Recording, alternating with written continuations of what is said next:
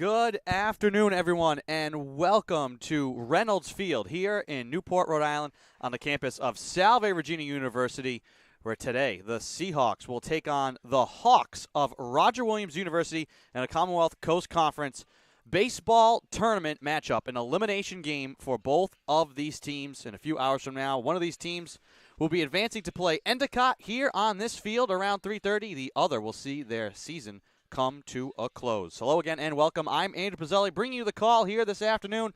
Want to welcome into the broadcast now my good friend Niall Silverman. Niall, how are you doing? And tell us about this matchup here between two teams that have met plenty in the postseason in recent memory.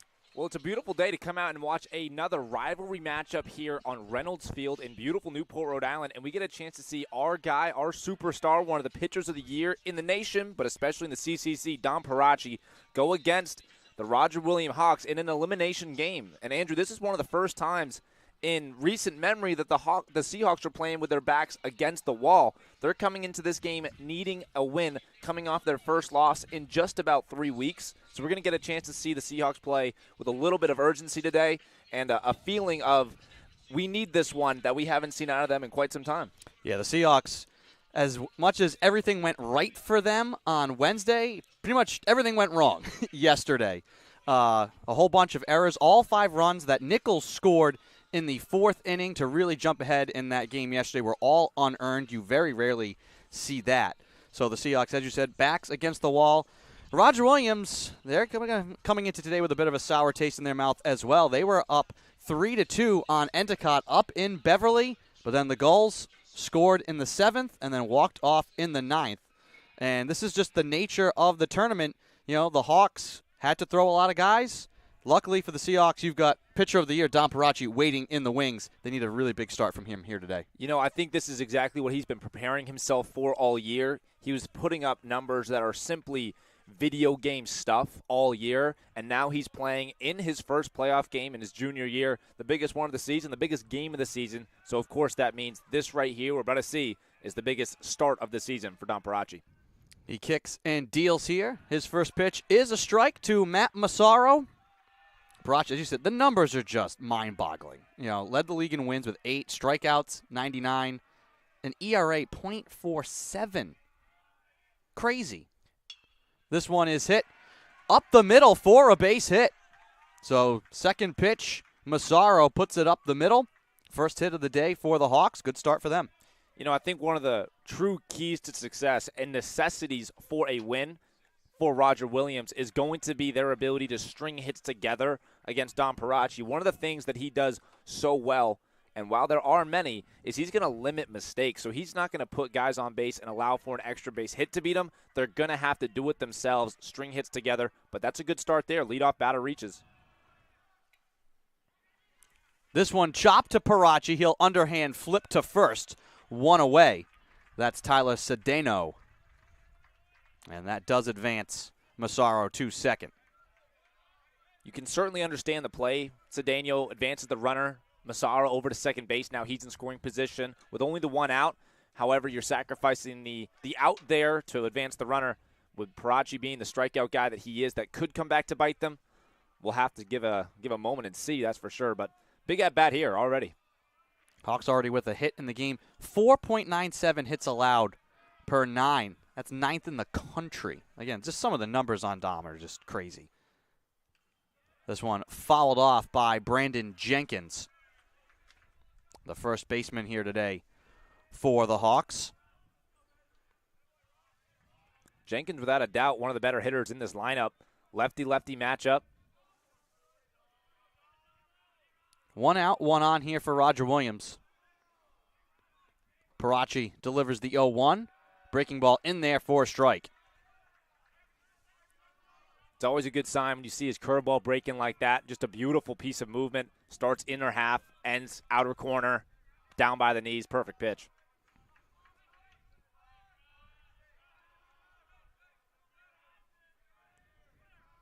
There's the 0-2. Popped up and foul. Back behind the third base dugout. Count will stay 0-2. A lot of faith in the percentages and the numbers. There's a lefty shift. Huge hole on the left side where the shortstop position would normally be. The 0-2.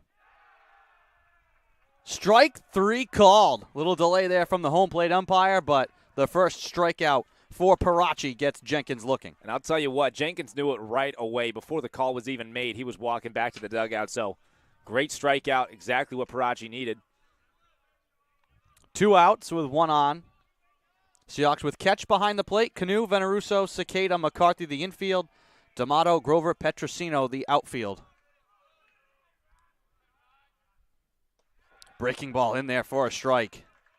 That's a nifty-looking pitch. Yeah, I'll tell you what, that is just hard to hit. Starting, that pitch is coming at Flynn and then breaking towards the middle of the plate. Really, really hard to see out of the hand of Parachi. 0-1 to Flynn. The pitch. Fouled off. Flynn did have the big hit yesterday. Roger Williams trailed 2-0, but then Flynn had a 3-run bomb to put the Hawks on top. It's a good full-hurl hitter. This is about to be pitch number 10 for Parachi. He has not yet thrown a ball. The 0-2. Fly ball into the gap. Coming in, Veneruso called off by Grover. He makes the grab.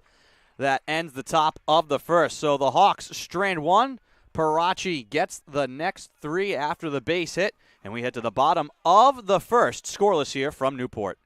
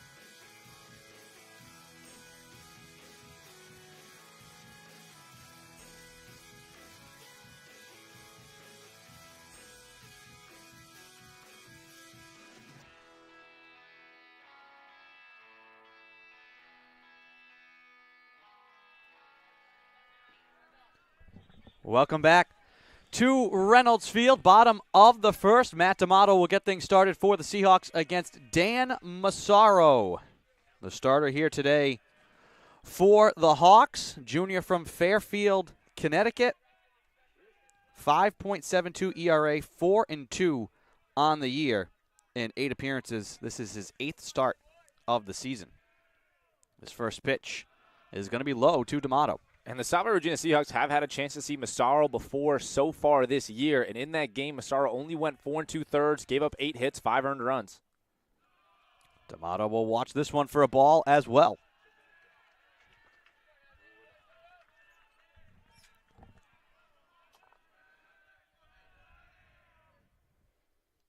Three straight balls offered from Dan Massaro. 3-0 now to D'Amato. Massaro on the mound, Morin behind the plate, Jenkins, Hoban, Massino, and Massaro, the brother of the starting pitcher, the infield. There's a strike from Dan. It is his brother, Matt, who is the third baseman, and then Flynn, Cedeno, and Falvey, the outfield for the Hawks. And a walk for D'Amato. Good start here for Salve. Yeah, you can't really talk enough about how important it is to start games off with that runner on first. Let's see Tyler Canoe here in the 2 spot do something. He's been hitting.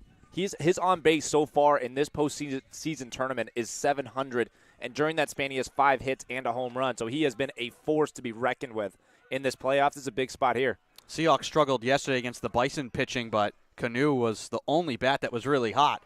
He puts this one in the air, fly ball, but it will die right near the fence, and the grab is made by Cedeno. Well, he put a charge into that one.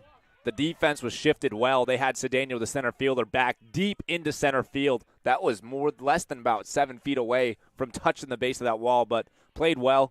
Can't do anything about it. Great contact. We were just talking here in the interim between the top and bottom of the inning. How will the ball travel on a day like this? Muggy, foggy, humid.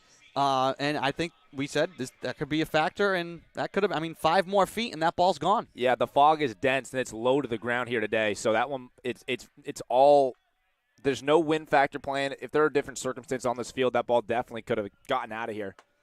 But you do love to see it. Great contact. So far in this game, a walk and an absolute barrel to center field. Dylan Ketch will take a strike here.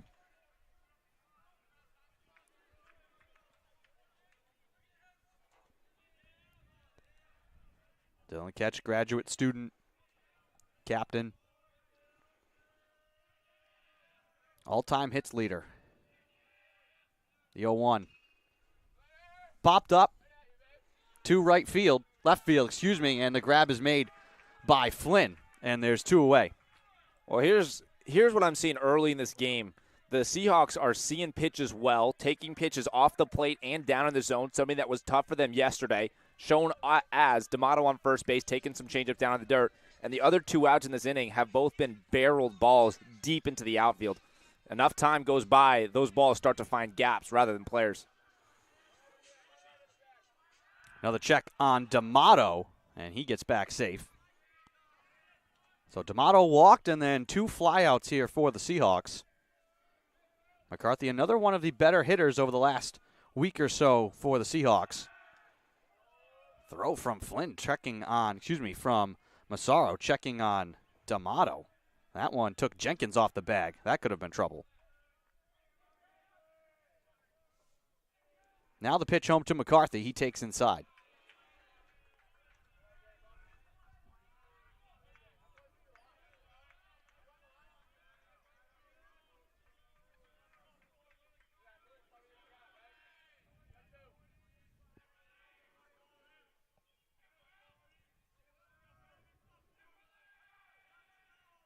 Time is called.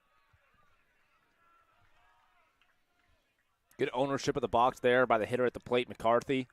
Didn't like the amount of time that had gone on. Calls time.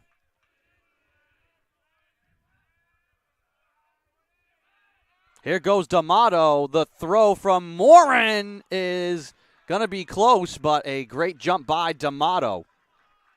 Yeah, that was a big-time jump. He was in there by less than a half step, so that great jump is the only reason he's safe on second base right now.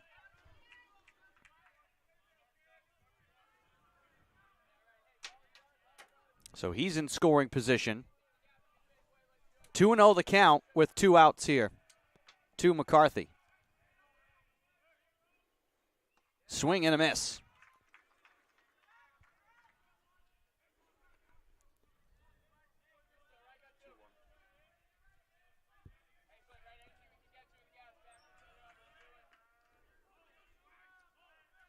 Massaro delivers into left field, down for a base hit. D'Amato rounding. The throw from Flynn is going to be high, and no play at the plate. The Seahawks take a 1-0 lead.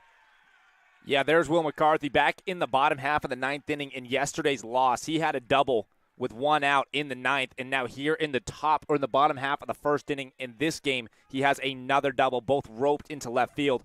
Absolutely big-time stuff in big-time spots from a big-time player, Will McCarthy. It was as quick of a throw as you could get from Flynn. It just came up short of the plate, hung in the air a little too long. Seahawks jump on top, 1-0. Swing and a miss. And McCarthy at second, advancing on the throw from Flynn, trying to get D'Amato at home. So he is in scoring position as well now for Petrosino. Seahawks striking here with 2 outs. That pitch on the corner does not get the call. Count will be 1-1.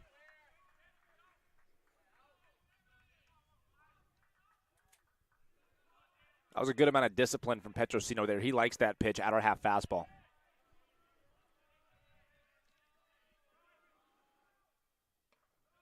On the corner again, no call. Count 2-1.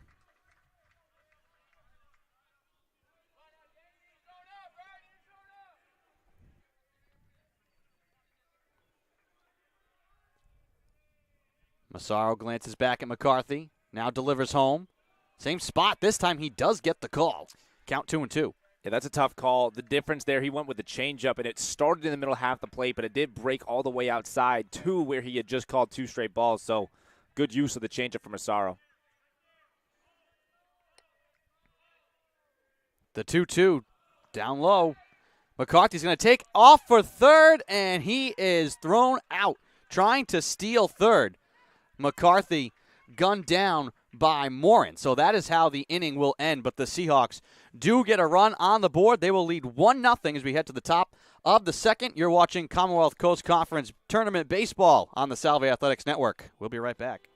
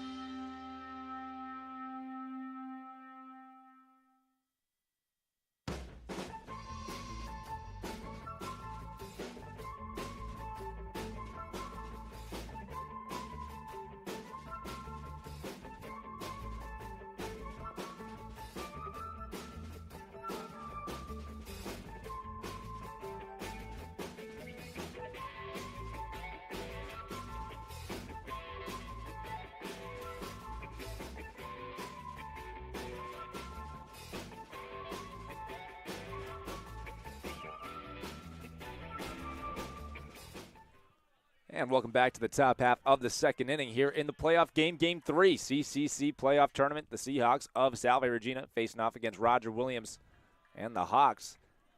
Count moves to 1-0 off that pitch by Dom Parachi, and that right there was, in fact, his first ball of the game, pitch number 11, first ball. And he follows it up with a strike. Back on track, 11 strikes, 1 ball. I think that's a pretty good ratio. That is a fantastic ratio. And that's what, I mean, he attacks hitters. There's no mystery. He's coming right at you. Yeah, and he does it again there.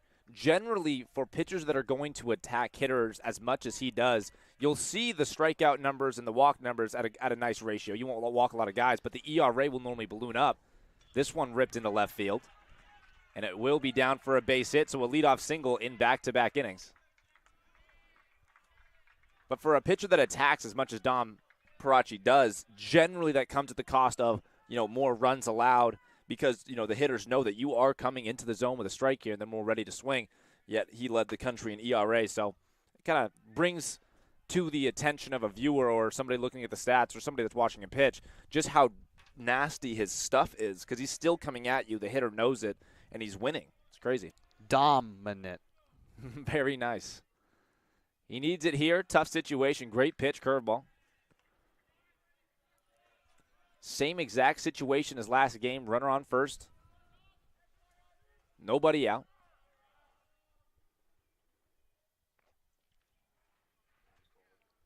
Usually here when you see Parachi give up a leadoff hit, it fires him up. Last time he was able to get the next 3.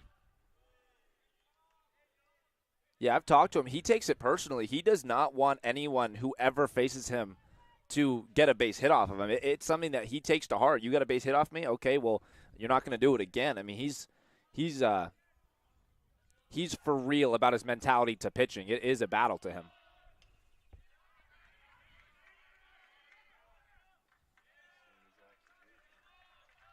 And the same exact play is shown from the Roger Williams Hawks here. They bunt to get the runner over to second base. So now they have Morin over at second, the one out, and we'll see if it comes back to bite him. Last inning, what we saw was the runner on second after the sacrifice bunt, and it was a strikeout. The Hawks, of course, looking to avoid that situation here. Obviously, a base hit would be a win for the Hawks, but also a ground ball to the right side would do a job that they would take. So the Roger Williams Hawks here looking for anything hit to the right side or, of course, a base hit.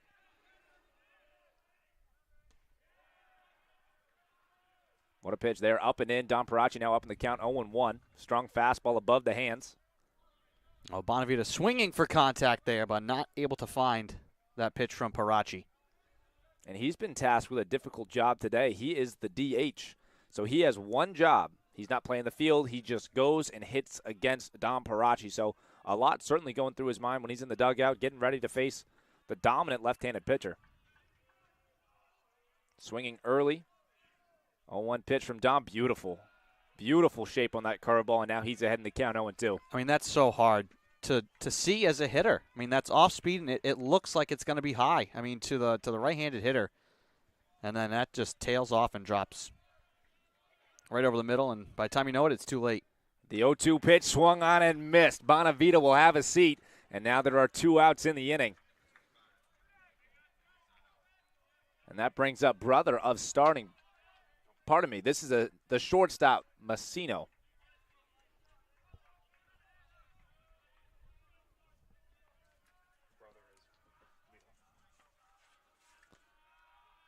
Big spot for the Hawk shortstop. And Parachi, it appears as if he didn't get the call there. Count moves 1-0. Curveball breaking from the left-hander's batter's box into the strike zone.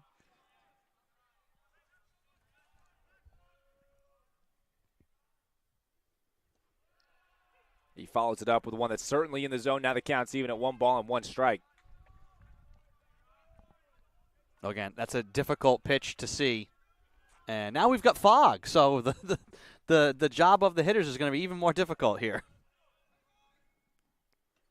Fastball up and away. And now Massino is in a hitter's count, the first time of the day for the Hawks that they've had themselves in a hitter's count. We'll see if he's able to take advantage of that. They certainly need him to step up for him, the 8-hole hitter. Runner on second. RBI opportunity for the shortstop. Ooh. That was the sharper curveball from Parachi. So Parachi, as we have learned, as he gets a swing and miss from Massino and ties the count up at 2 balls and 2 strikes, rarely goes to his slider, but has 2 variations of a curveball that he will throw. One sharp, one's more of a looping curveball. 2-2 pitch, runner goes, ball is swung on, popped up. And out of play, although catch still giving chase, but it's out of play. But he'll go to the looping curveball earlier in counts, and if he's getting later into counts or he's down in the count looking for a swing and miss pitch, he'll go to that sharper breaking ball. And although it's the same pitch, he throws it with a bit more tenacity, and he gets those swing and misses at a bit of a higher clip. And it can be tough for a hitter because you're seeing the same pitch. It has the same spin path, and you're able to see that out of his hand, but you can't tell which shape it's going to come towards you with. So for a right-handed hitter, when he has those 2 curveballs, it is very deceptive.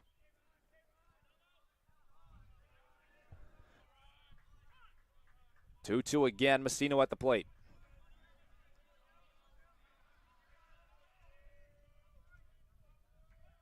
Tom kicks, delivers. There's the curveball, and it's good for strike 3. Got Massino looking, and the Hawks are going to come back out into the field as we head to the bottom half of the second inning. The Seahawks are on top, 1-0.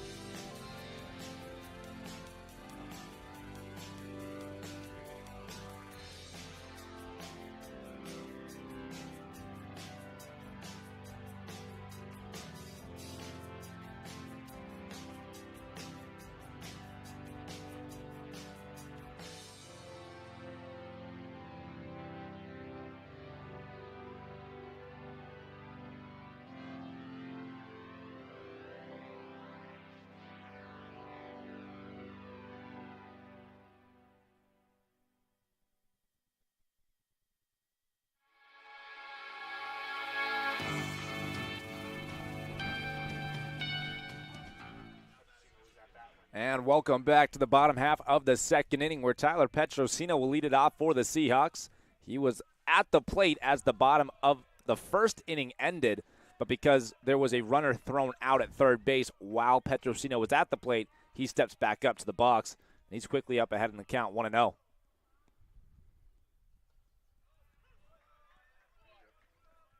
And the count evens up. Good changeup there from Massaro.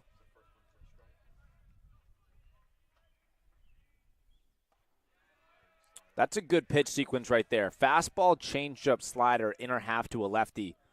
If he's able to locate like that and pitch like that, he's going to be certainly dueling with, as he gets the strikeout, he's going to be certainly dueling with Parachi because that is a very nasty sequence he just went with.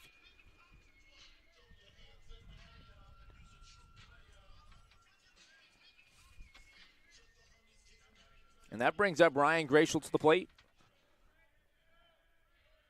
Or as he was announced during opening lineups today, Ryan Garcia. I'm not quite sure how that one happened. But nonetheless, Ryan Gratial up to the plate. He has been on base many times so far in this postseason. On base percentage of .500. He has 2 walks and 2 hit by pitches. Still looking for his first hit.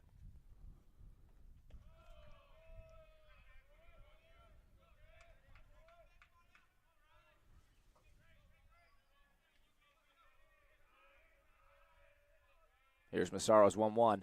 Swung on and missed. There's that slider again. It has really come alive here in the second inning. The Seahawks were able to get on his fastball back in the first, and they drove it to left field many a time.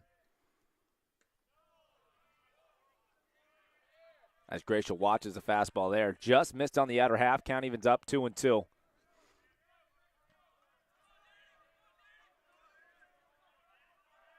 Here's Massaro, 2-2 pitch. Beautiful slider, but fouled off by Gratial.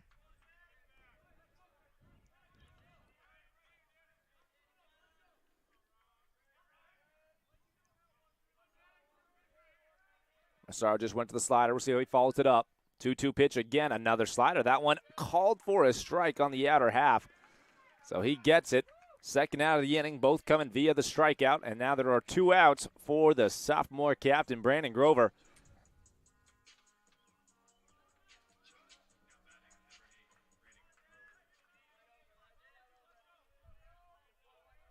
Two outs, no shifts. Slightly the center fielder has moved towards the right center field gap. Left center field with a bit of a hole.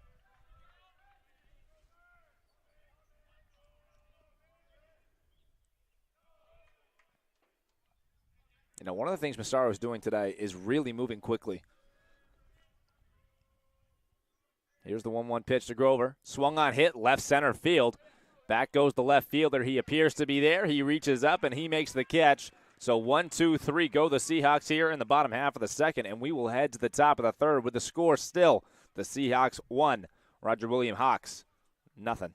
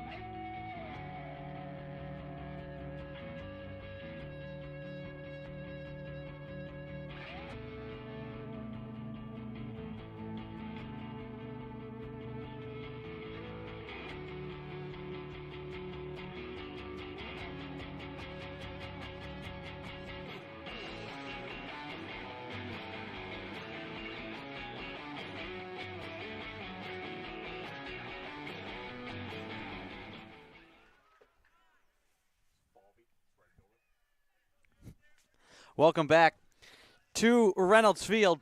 Top of the third inning between Salve Regina and Roger Williams. Dom Parachi back out on the mound. And the lefty delivers here to Matt Falvey, the right fielder, for a ball.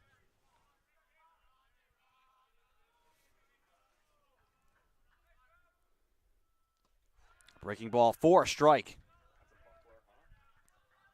Well, I'll tell you what, that was nasty. Falvey just went with a motion to Parachi as if saying, bring it on. And Parachi throws one of his nastiest pitches of the day. Takes the next pitch and plays it all the way out to right field. Petrosino makes the grab, one away. So Parachi wins the battle there with Falvey.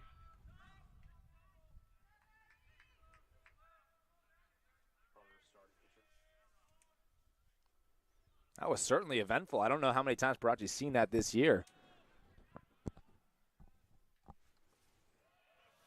Delivers here to Matt Massaro.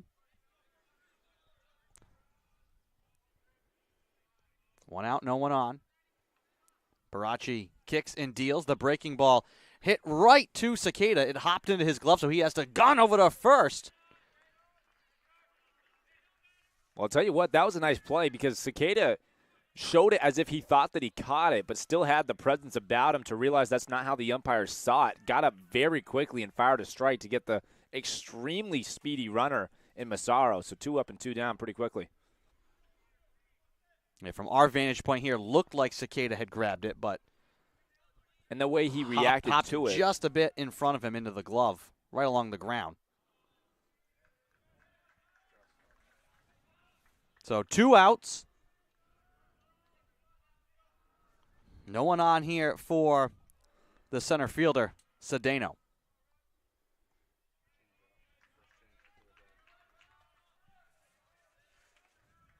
There was the rare changeup from Parachi. He has it. It's a good one. Didn't get the swing and miss here. Could have. Now he's down 2-0. Fouled off by Cedeno. Seahawks leading 1-0. They scored in the bottom of the first. Cedeno is one of the captains for the Roger Williams squad, and you can sort of already see why as we're out here in center field. You can hear him talking to his teammates quite often. That pitch down and in. Count 3-1.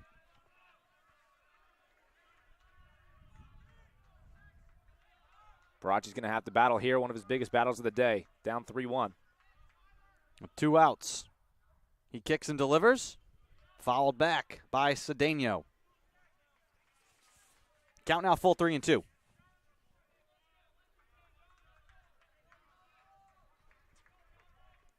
A lot of presence for both sides. Parachi, the tall left-handed pitcher, and Cedeno is a very emotional player, right on the right side. Full count pitch. Breaking ball. Got him looking. The 4th strikeout for Dom Parachi. And we will head to the bottom of the 3rd. Salve Regina leading 1-0. We'll be back.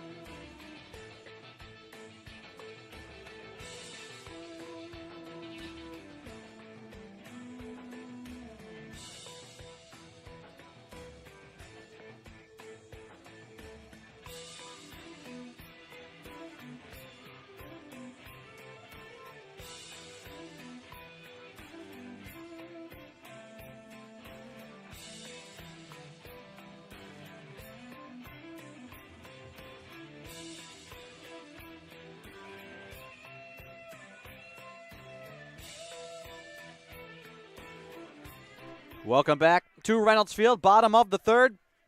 Andrew Pizzelli alongside Niall Silberman bringing you the call. Seahawks leading 1-0 in this elimination game of the CCC tournament. Both of these teams lost yesterday in their matchups. Massaro dealing here with the leadoff man, Veneruso, for Salve Regina. Veneruso puts it in the air. Called for at short, and the grab is made by Massino. One away. Veneruso just missed on that changeup there. He was a little bit early, and instead of barreling that up, caught it on the end of the bat and just put it into shallow left center field. But the shortstop, Massino, was able to get there in time. Bottom of the order now, Dustin Cicada. He will hit the first pitch into right field for a base hit. Second hit of the day for the Seahawks. And they've got one on with one out. Great piece of hitting. He saw a pitch that he liked, outer half, and just took it the other way. So now there's some speed on the bases for the top of the order with D'Amato coming up here.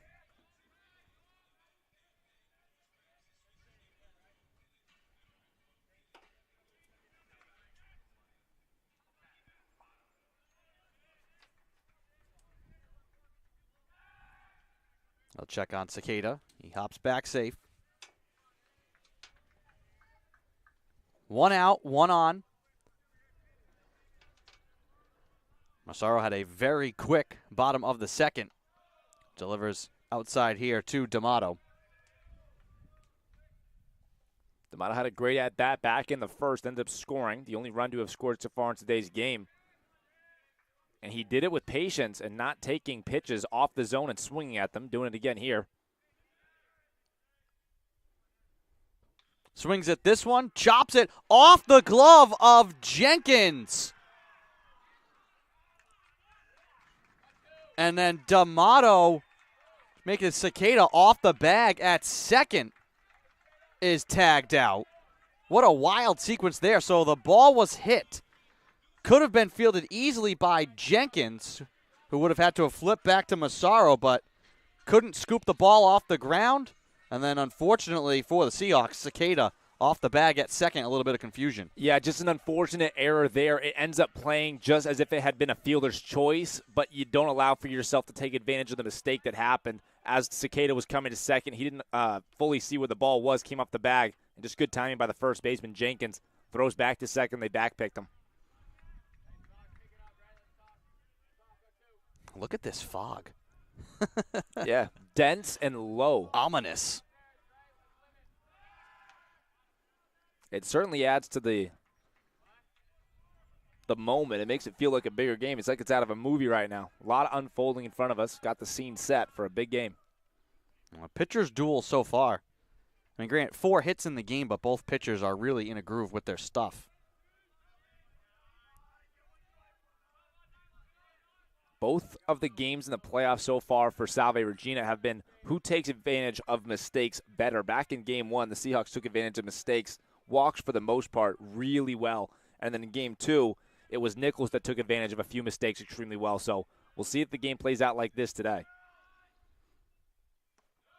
This pitch is down and away to Canoe, who's 0 for 1, had the big fly out. Came up 5 feet short of a home run.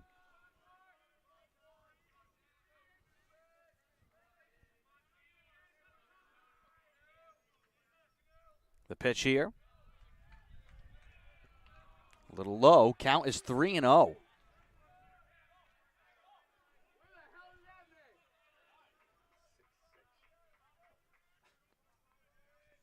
Well, you're certainly hearing it from some of the Roger Williams players. They're confused as to where that one missed, but now Canoe finds himself in a 3-0 count.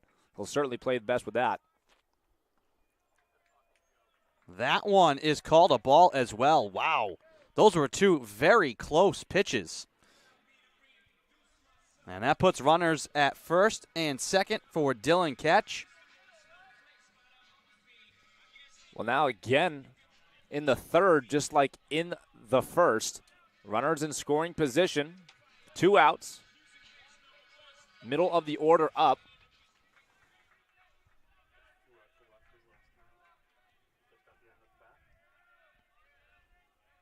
You've got the outfield shifted here. A lot of space between left and center here against Ketch. He swings at the first pitch. The diving grab is made by the second baseman, Hoban. What a sensational stop. Yeah, that's a phenomenal way to end this inning for Roger Williams. They save a run and make a spectacular play, and that sends us to the top of the fourth, Andrew. You're watching Commonwealth Coast Conference Tournament action. We've got a good one going here. Salve leading 1-0. We'll be back.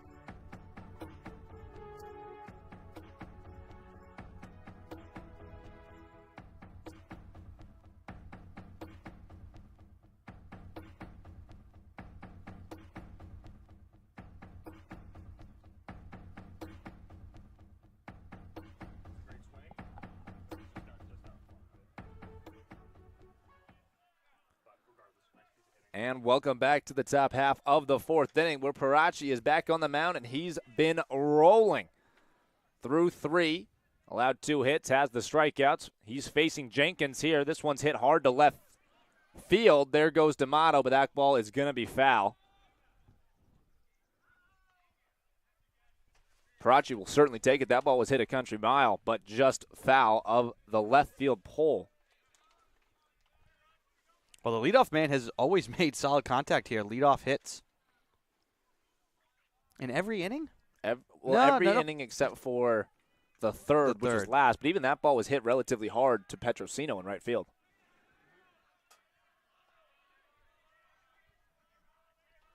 Nonetheless, counts 0-1. There's Parachi, and he gets strike 2. So he's quickly ahead 0-2, as he has been, it seems like, all game. And this is to Jenkins, who's 0 for 1, has struck out. Of the 39 pitches that Parachi has thrown through 3 innings, 31 have been for strikes. So he is getting ahead basically every single at-bat. Here's the 0-2. He kicks, delivers, swung on, hit hard, left center field. And that's going to be down for a base hit. So the leadoff man reaches with a single yet again. Consistently, I mean, the leadoff hitter is hitting 750 right now. Everybody else is hitting a combined 0 with I believe, 4 or 5 strikeouts. I'll get that number here in a second. It is 4 strikeouts. But the leadoff hitter is doing pretty well against Parachi here. And, of course, history tells us they're going to go with a bunt here. But they do not. So we're looking at Flynn, the 4-hole hitter. He has popped out to center field. That was to end the first. Like you said earlier, the Hawks seem ready to trade outs for positioning players and putting them in scoring position. Won't need to here as Parachi hits Flynn. Yeah, again, Parachi's had to face some adversity in today's ball game. Just having the leadoff runner on as many times as he has and having a runner on second twice with just the 1 out, so a running runner in scoring position with less than 2 outs. He's had to face that twice, but this is a different beast. Runners on first and second, nobody out. That is Parachi's 5th batter that he's hit this year. which is the most on the Seahawks squad. He starts his curveball at the hitter. So he'll start to a lefty. He's going to start his curveball at the hip of a left-handed hitter. So when it doesn't break the way that he wants it to and it stays flat, that's what's going to happen. So unfortunately, he does have a few hit batters. Uh-oh, time is called.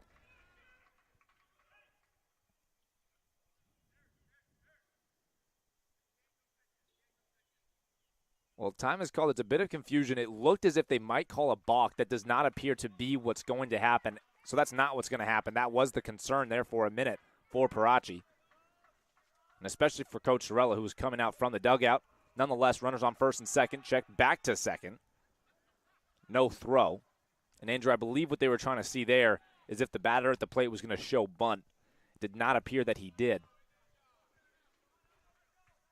Well, no outs, 2 on. If the Hawks wanted to sacrifice the out, I mean, they've been willing to do it to put a runner from first to second. Bunt this down the first base line and get second and third. Warren is 1 for 1, though. And there it is. He does show bunt. This one's hit third base side, but way foul.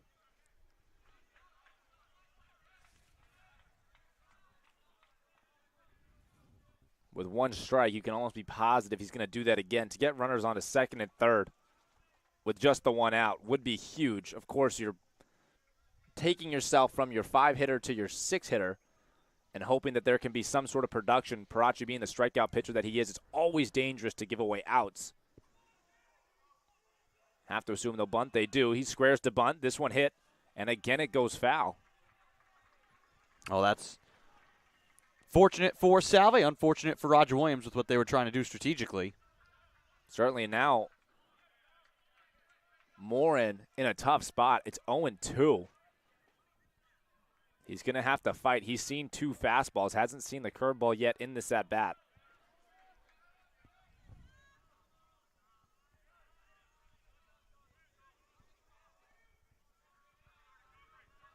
Parachi set, checks back to second, and his 0-2 pitch, curveball up high for ball 1.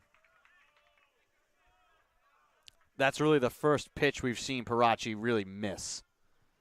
That and the one that hit Flynn, and that makes it back-to-back curveballs that have been left up and away to a righty, or of course into the lefty. But 2 arm side misses on the curveball from Parachi. Not cause for concern, but certainly something to keep your eye on.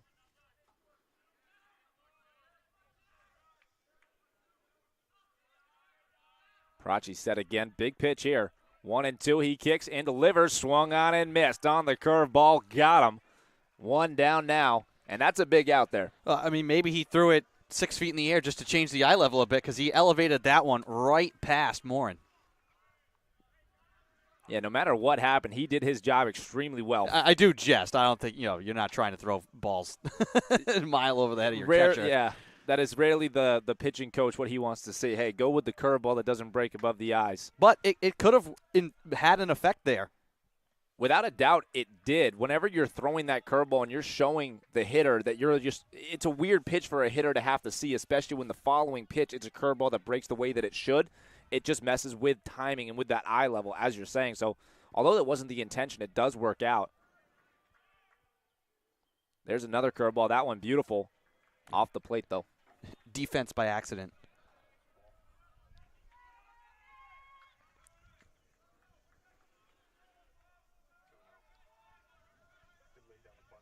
Well, this is certainly a bit of a leverage spot. Runners on first and second. There is the 1 out, but it's 2-0 count. Fastball swung on and missed. Would have been interesting to see if the Hawks would want to lay down a bunt again and try to put runners at second and third. But it does look for the moment like Hoban's just going to swing as somebody turns up the smoke machine. It does seem like it's just coming in waves. When it comes, you have to imagine that makes it difficult for the hitters. As at the 3-1 count now. It's going to make it difficult on the outfield as well. Ball gets caught with no batter's eye in center field and the fog, though. I have to imagine that has some sort of impact on the way that the hitter is able to see the ball. This, of course, is a huge pitch. 3-1, and it's right in there for a strike. This is a big spot in the game here. We're in the middle third of the game, fourth inning, top of the fourth. It's 1-0. The Seahawks won the first 3 innings, 1-0. Now the middle innings, this is where the Seahawks let it slip yesterday. Of course, it was the 5-run fourth, which would be this inning. 3-2 pitch, Parachi. Got him looking. Throw back to second, not in time. Huge pitch and a huge out from Parachi there as he strikes out yet another back-to-back Ks here. This one looking, his third K looking of the 5. Make it 4 of 6. Of his 6 strikeouts, 4 have come looking. That's just, again, nasty stuff from Parachi. And then a little bit of confusion there from Jenkins, and he was almost caught off second. Extremely aggressive secondary lead as Parachi throws what might have been his best curveball of the day. Just nasty, pure nasty. You can't really touch that. Bonavita has struck out already in this game. It came on the curveball. He was a swinger in that at-bat. Another curveball. This one just as good. Just misses down low. Great shape to it. To go back to that 3-2 pitch that got Hoban looking, huge spot. If you have loaded bases with the 1 out, now there's a lot of ways for the Hawks to get their tying run, potentially even add on. Of course, with 2 outs, runner on second. Bit tougher to score with those 2 outs, especially when there's 2 strikes in the count. 1 and 2 is the count. Parachi only having thrown curveballs in this at-bat. We'll see if he goes the fastball elevated. Parachi kicks, he deals. Another curveball swung on, fouled off, right side, way out of play.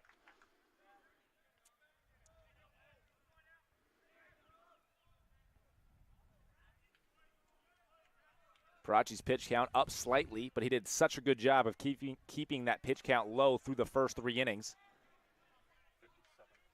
Right here is pitch number 57, which is good through 4 if he's able to get out of it here. 1-2. Parachi kicks, delivers, swung on and missed. Struck out 3 in a row after the dangerous first 2 reach base. So that'll take us to the bottom half of the 4th inning where the Seahawks are on top. Score 1-0.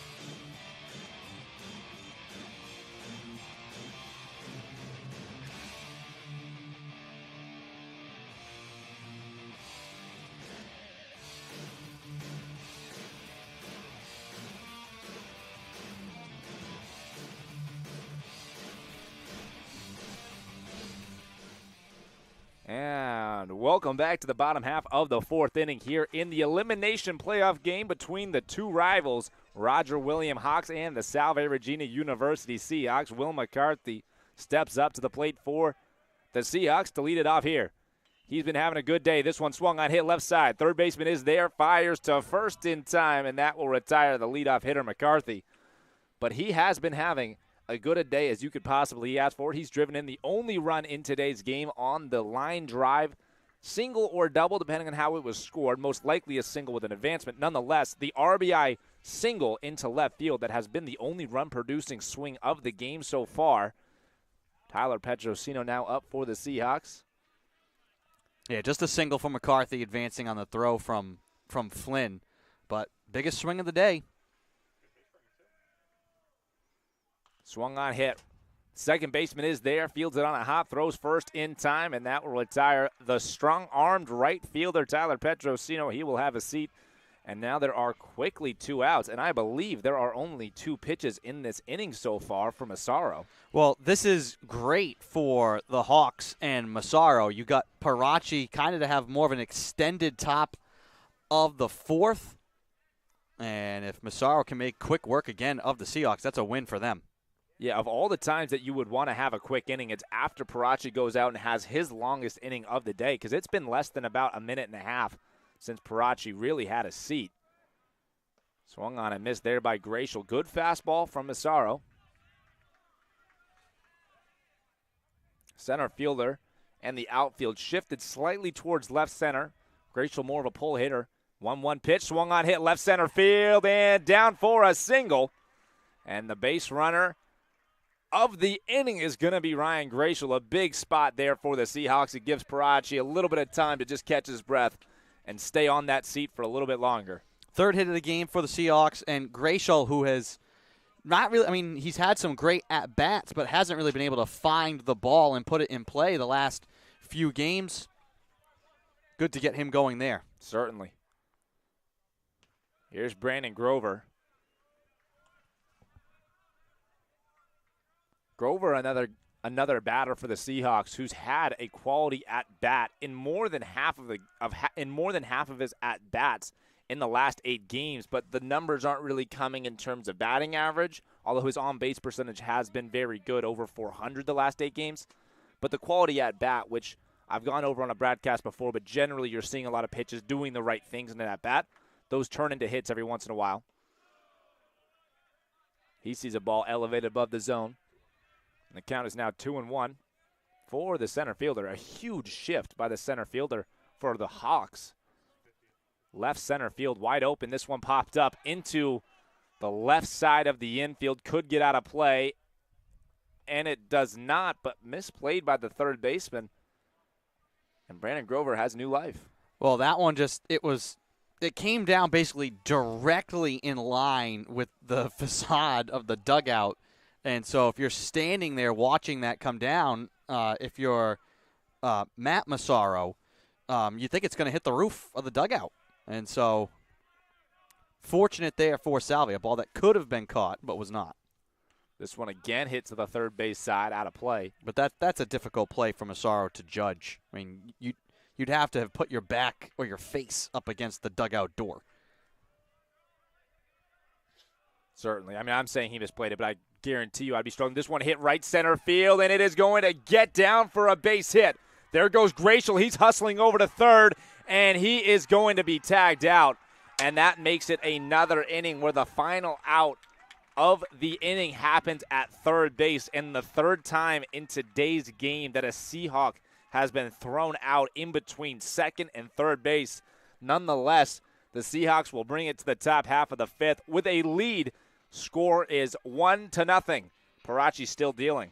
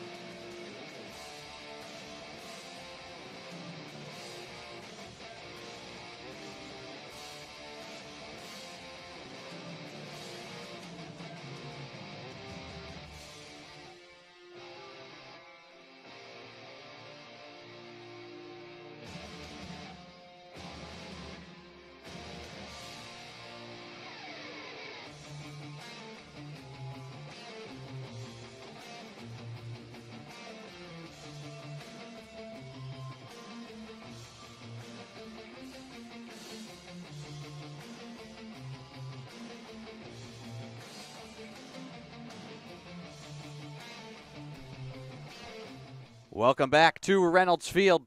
Top of the 5th inning. Dom Parachi back out on the mound for the Seahawks. He has 6 strikeouts on the afternoon. And will deal 7 strikeouts, and he will deal here with the shortstop Massino, who is 0 for 1 with 1 strikeout. Andrew Pizzelli here alongside Niall Silberman bringing you the call. Thank you for finding us on the Salve Athletics Network. Another pitch from Parachi, a good-looking one. He's ahead in the count, 0-2. Yeah, quickly again. That last inning, the 4th, was a bit of a long inning for him, and now back quickly 0-2. 2 pitches so far in the inning. Delivers here, does not get the call. Count 1-2, and the leadoff man has been the struggle for Parachi.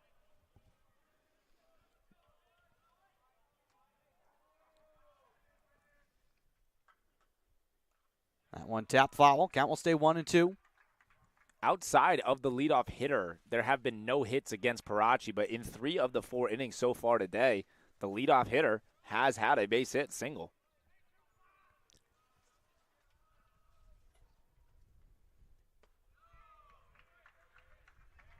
That one just misses as well. Count 2-2.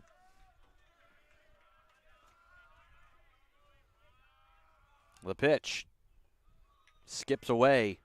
Count will be full, 3-2. Well, I'll tell you what, I can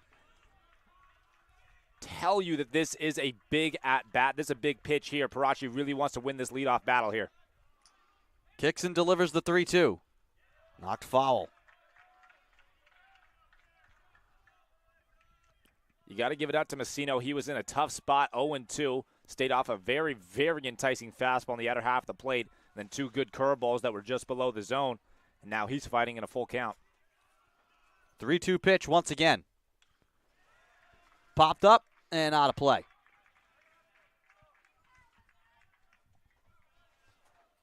Out off of Shepherd Ave.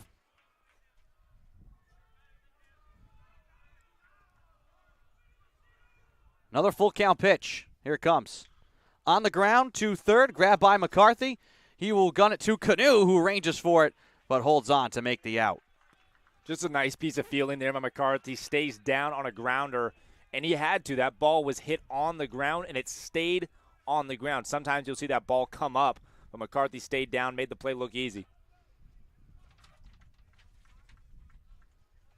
1 away here, no one on. Matt Falvey, who's 0 for 1, the right fielder.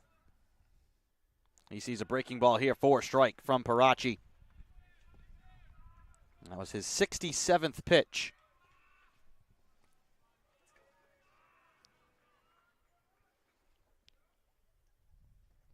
'68th, a strike as well.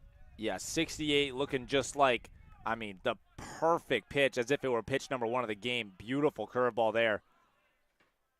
And that makes it back-to-back curveballs that have started at the hip, maybe even behind the hip of Falvey, and then just coming into the middle part of that zone. The 0-2 will be into right field for a base hit. 4th hit of the day for Roger Williams.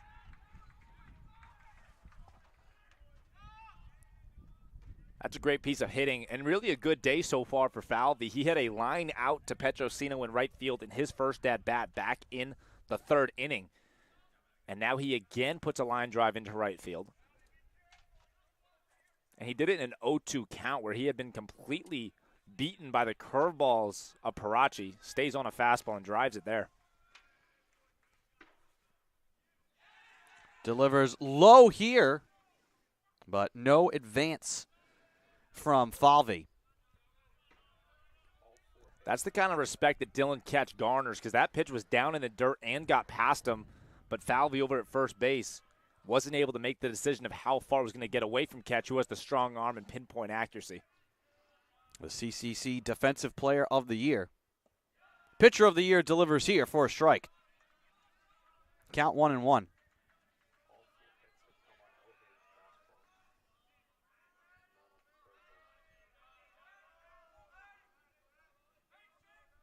Parachi delivers the curve for a strike. Count 1-2. Hawks do have 4 hits in the game, as do the Seahawks. All 4 of those hits for Parachi have been from elevated fastballs. The Hawks have not been able to find the off-speed pitch. Here we go, a little rundown here. The throw as the runner went, and Cicada will tag out Falvey at second, so the Hawks run into an out there.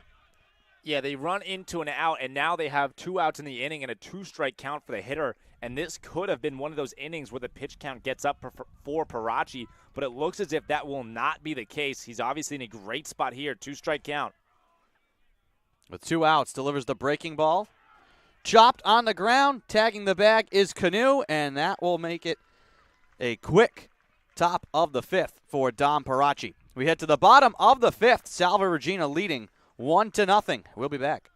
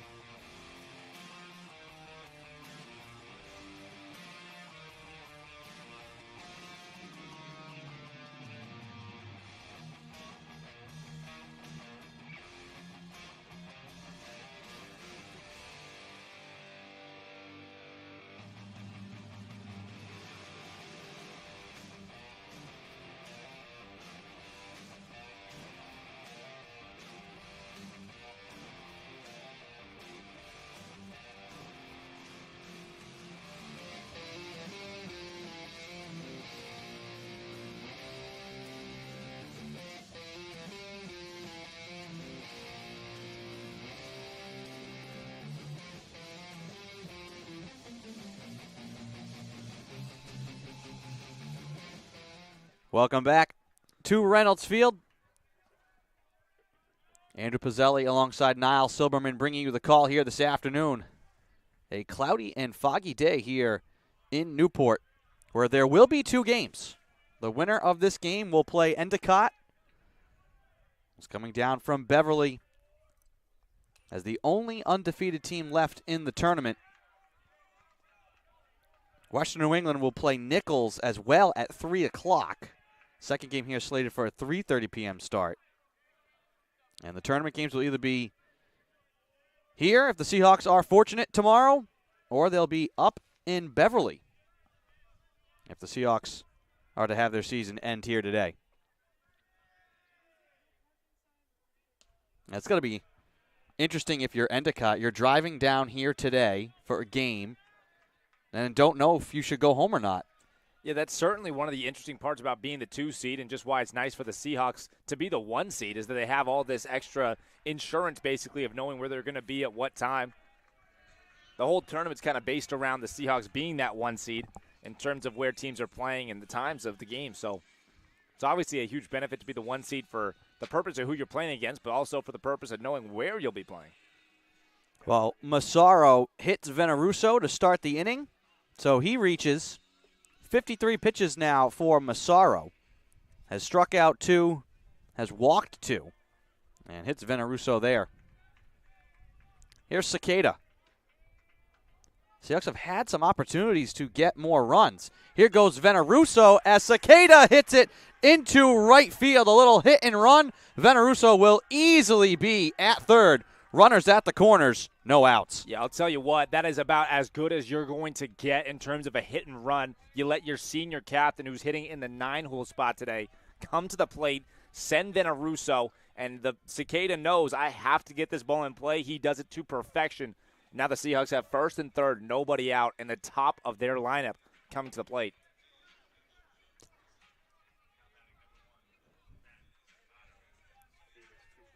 Matt D'Amato has scored the only run so far. Trying to deliver more. He swings at the first pitch and fouls it off. D'Amato's been really good today at seeing pitches well and staying off of balls. He obviously had the walk back in the first when he was able to do that successfully, but he also had another good at-bat back in the 3rd inning as they check back to first without Cicada taking a lead. And Cicada just shrugs, lifts his hands like, what? Why? Not both feet on first base. Now he takes a lead. I've never seen that before. A little bit of gamesmanship there, I guess. And Dusty goes back again. 2 feet directly on top of the bag. And now he takes a lead. The pitch home to D'Amato, fouled off. Count will be 1-2. No outs. Runners at first and third here for Salve Regina. Well, with the infield playing back, there's a lot of ways to win this at-bat here for Matt D'Amato. A ground out is a huge win, given the infield is playing back. So with the speed of Veneruso at third, anything put in play realistically should score Veneruso from third. Here's the 1-2 pitch from Massaro. Breaking ball. Does not get the call. Count 2-2.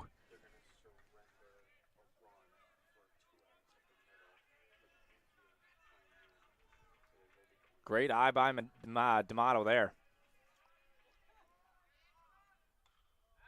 Fouls it off again.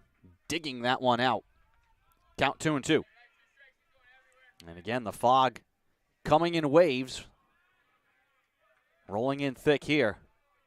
This is going to make it hard for outfielders and for the hitters to try and see the pitch here. D'Amato slaps it foul. Again, reaching down to rake that one out. Yeah, he's done a good job in this at-bat. He's ensured himself the quality at-bat. Of course, in a situation like this, run-scoring opportunity on the table, you're looking for more than that. 2-2 pitch. Fouled off again. Big battle here from D'Amato with Massaro. I think the tension that you can feel is that both the pitcher here, Massaro, and Matt D'Amato at the plate recognize this is a huge spot. Getting up 2-0 could be big. 8th pitch of the at-bat. 62 pitches for Massaro. And D'Amato calls for time. Just more of a battle there. Massaro's going to hold until D'Amato calls time. That was the plan.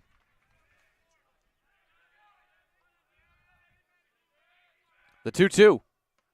Outside. Count is full. No outs. Runners at first and third. And that was a great take by Matt D'Amato. You could see him leaning. He wanted it, stayed off of it.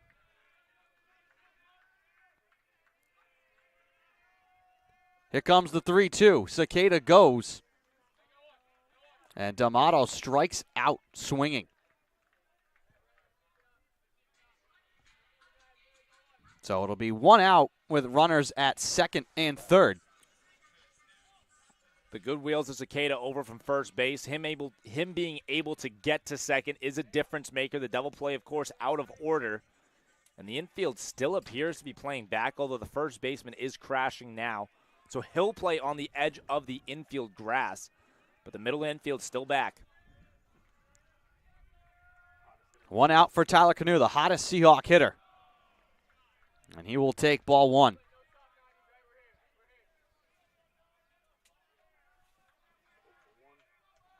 Is 0 for 1. Had the real deep fly out.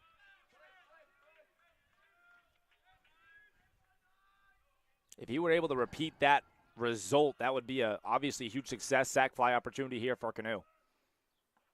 We'll take here and take a strike. Count 1-1. Surprising call there, to say the least. That's about it evening out. You could hear Sendejo saying it in center field. There's been some calls that have not gone the Hawks' way. That one does.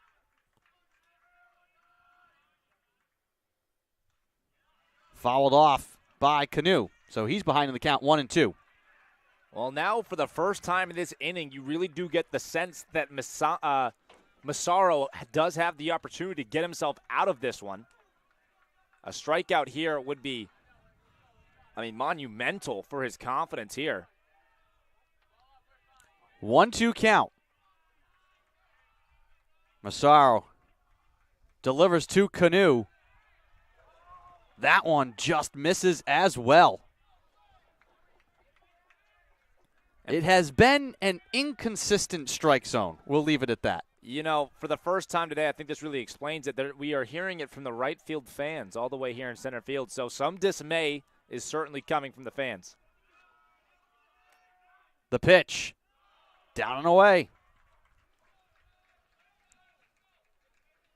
Well, outside of the questionable calls, a really good battle has been going on here in the last two at-bats. Both full counts, both at-bats. There have been foul balls. Massaro obviously dealing everything that he's got. He's giving it his all. Canu giving it everything he's got. Big spot, huge pitch. Veneruso at third, Cicada at second. Canu at the plate, waiting on the 3-2 pitch from Massaro. Staring through the fog, he delivers, and it's called for strike 3. A big strikeout for the Hawks. Getting D'Amato swinging, Canu looking. 2 outs now for Dylan Ketch. Well, there's certainly two ways to look at it. The first of which is Massaro, my, oh my. I mean, he is on a roll at the exact time that he needed it. He went to the slider there and got it. So good job, great job by Massaro. You can't say enough. Back-to-back strikeouts when you need them most. But the Seahawks do strike out twice with a runner on third and nobody out. That is something that Coach Corella certainly will not be pleased about. Dylan Ketch takes low. Ball 1.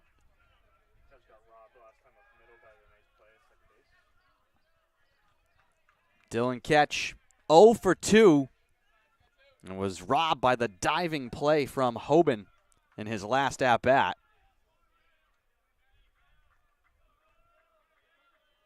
A lot of room between left and center if Ketch can place a ball there. He will take here for ball 2. And you do get the idea by the way that his shoulders are rotating in the plane of the swing. He's staying opposite field with his swing. That's something that a grad year student, somebody who's been playing the game for as long as he has, is able to do. But he's not coming off the ball early. Staying the other way is his goal here. That ball skips home. 3-0.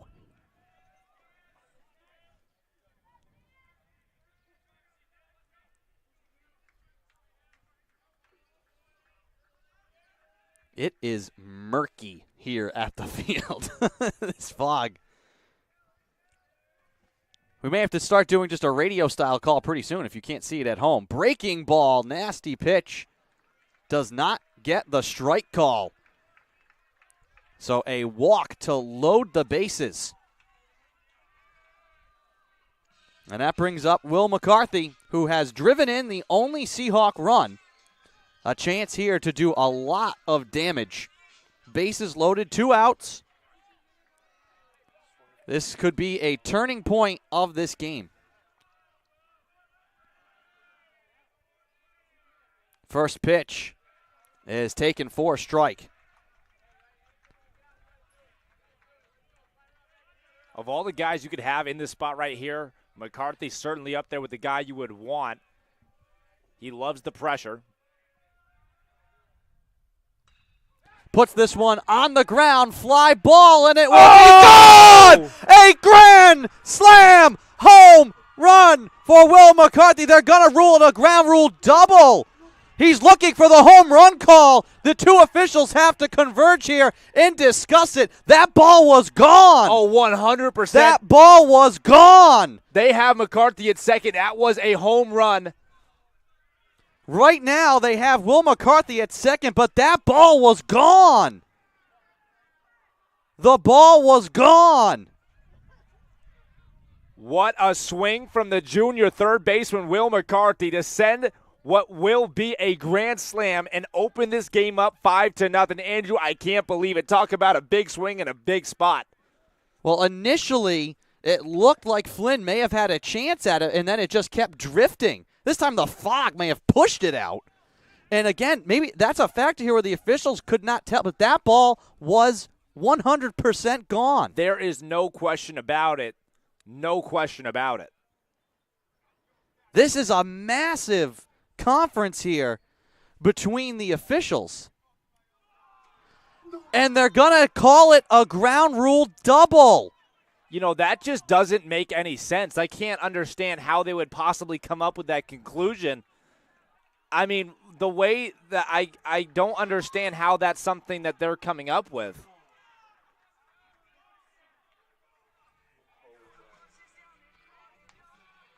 Wow.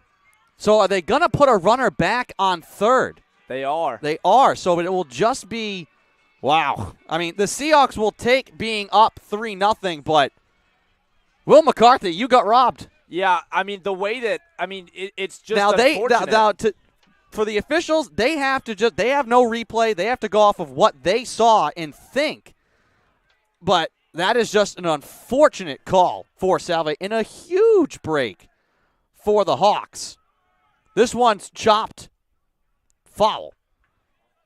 What is being called on the field is different from what just happened, and I'm going to talk about this from a mentality standpoint. Will McCarthy just hit a grand slam in the biggest spot that he's been in multiple games. That broke this game open in terms of what he actually did. It only counts as a ground rule double, but from his perspective and a Seahawk perspective, that was a huge spot for one of your leaders on this team to take it from a one-run game to what would have been a 5-run game in terms of he hit a grand slam. But, I mean, nonetheless, the ground rule double, obviously the Seahawks will take it. It's a 3-run lead now, but that was an incredible moment from a big-time player, and, again, in a big-time spot. He's driven in every single run for the Seahawks. I was just about to say, has done all the damage. And you got the sense of that earlier today when he was in warm-ups. He had this look about him, a presence about him, that loss was something he was frustrated with yesterday, and he was not going to let that happen again here today, and he's been on his game.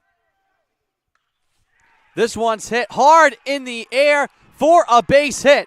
McCarthy will round third. He'll head home. A double to score. 2 more for Tyler Petrosino. The Seahawks do indeed take a 5-0 lead. Oh, yeah, the Hawks are rolling now, and there is an explosion of excitement coming out of that third base dugout. This team is on fire, and I mean both with the bat and with the energy. It is on another level, and now they have a 5-0 lead here in the bottom half of the 5th. 2 outs. All with 2 outs. That has seemed to be a theme for this team. The 2-out magic has been there for the Seahawks the last week plus. And I like that, especially the sophomore Tyler Petrosino picks up his junior counterpart and says, listen, you got us 5 runs, but hey, we didn't get them. How about this? I'll drive 2 in for you. That's his first hit of the playoffs so far, I believe. It is not. That's his 3rd hit of the playoffs. But nonetheless, an absolutely huge double for him. His first extra base hit in the last 8 games, and never a better time for it. Huge spot. And what that's done now is we have definitive action coming here for the Hawks in their pen. There had been no one out in the bullpen. And now some Roger Williams players make their way out to start getting loose. And this may be the final inning for Dan Massaro. 77 pitches now for him. And the Seahawks have broken this one open here with 2 outs in the bottom of the 5th. Never a better time for it. They had made a push to score some runs in both the 3rd, 4th, and now obviously the 5th. And here in the 5th with 2 outs, they drive them in. And the head coach, maybe just the pitching coach, tough to tell from this distance. So just a small conference here on the mound. I was going to say, there's nobody loose. There is no way loose. There's no way Massaro's coming out of the game right now. Yeah, when the inning started, based on how well Massaro had been able to pace himself and the pitch count he was at through the first 4 innings he had thrown, there was just no expectation they were going to have to pull him this early. But now the pitching coach out there to try and give that bullpen arm a little bit of time.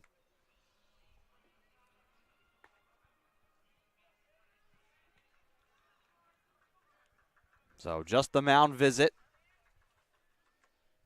And the Hawks will try and get loose quickly.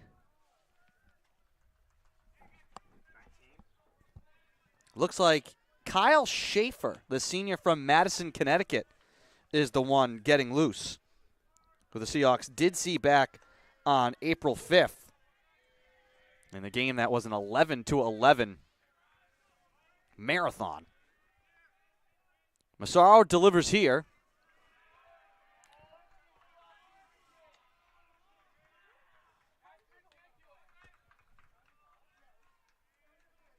Well, Massaro's job has certainly changed. It was to be a pitcher's duel with him and Parachi, but now he's looking to get out of this half of the inning without allowing the Seahawks to score another run. 2-0 the count to Gratial. The pitch. Swing and a miss from Gratial.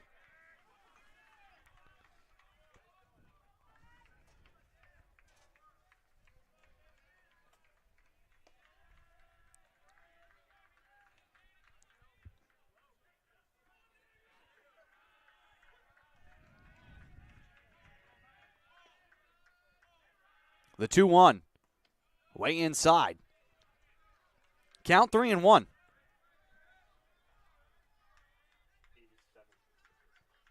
87 pitches now for Dan Massaro. After he was really cruising. Breaking ball does not get the call, so a walk. The inning will continue. First and second here for Salve Regina.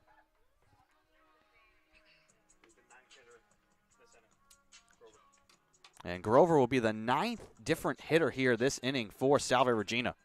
And they send out the Schaefer out to the bullpen to get hot about as quickly as possible. So it depends on how you define get hot. For the Seahawks, it's 1 through 3, that type of system. But basically, they sent out Schaefer to throw as few pitches as possible to get as hot as he possibly can.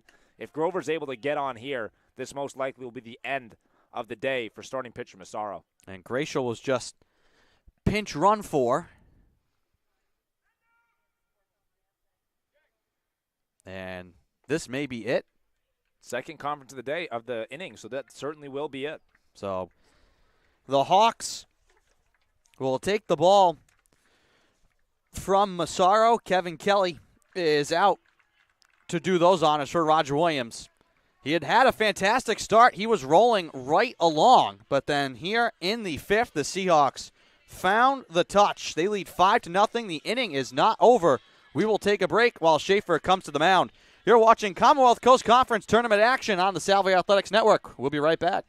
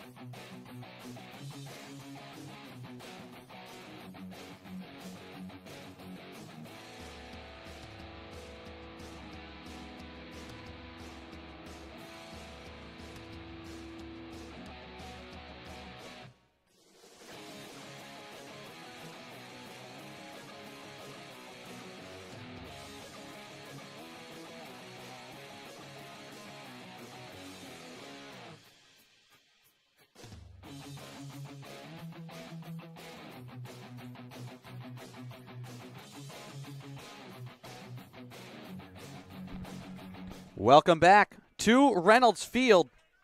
Kyle Schaefer, 3-0 on the year, 3 starts, 12 appearances, a 3.64 ERA.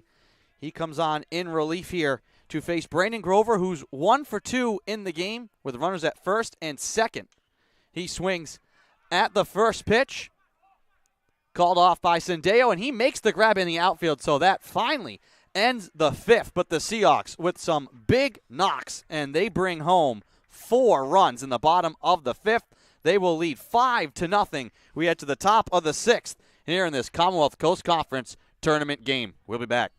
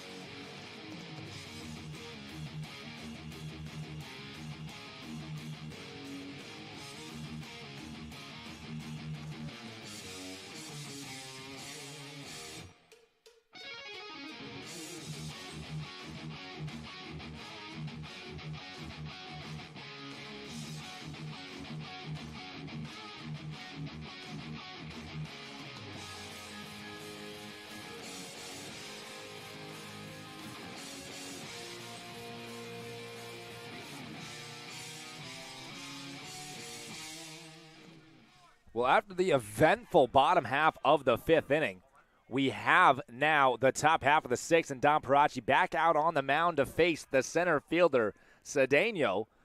Well, Dom certainly was having to press and push at full capacity when it was 1-0, but now the game opens up a little bit, and he can have a little bit more freedom to attack the zone with a bit more of an open perspective of how you want to pitch this game and let the hitters kind of attack you rather than having to be perfect, and hopefully let yourself be a little bit more smooth and free and maybe get to the 7th inning of work. Getting a lead and getting a comfortable lead, which obviously there's a lot of time left in this game.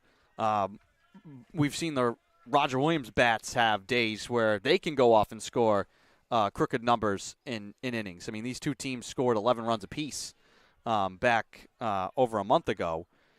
But for whichever team could get a lead like this, it will make it easier on you knowing you play again if you win at 3:30 and not having to burn a lot of pitchers. So now for Roger Williams, for them to mount a comeback in this game, they went to Schaefer. They're hoping, if they can find a way to win, to not have to go to multiple arms, because you will need someone available to give you innings, multiple innings, against Endicott. So this puts the Seahawks in a good position. Certainly. And the winner of this game will have to beat Endicott twice if you want to win this conference tournament. And so you certainly need to have pitchers available. And that's one of the reasons that it's nice to have that 5-run lead, is that now Dom can get himself into a bit of trouble, and you don't have to go to, like, let's say, Graham Jeffries or Andrew Roman immediately, as he gets himself another strikeout. Number 8. That one on the fastball, up and away. And this has to be one of the bigger innings for Roger Williams. They had a big meeting outside their dugout. It's 2-3-4.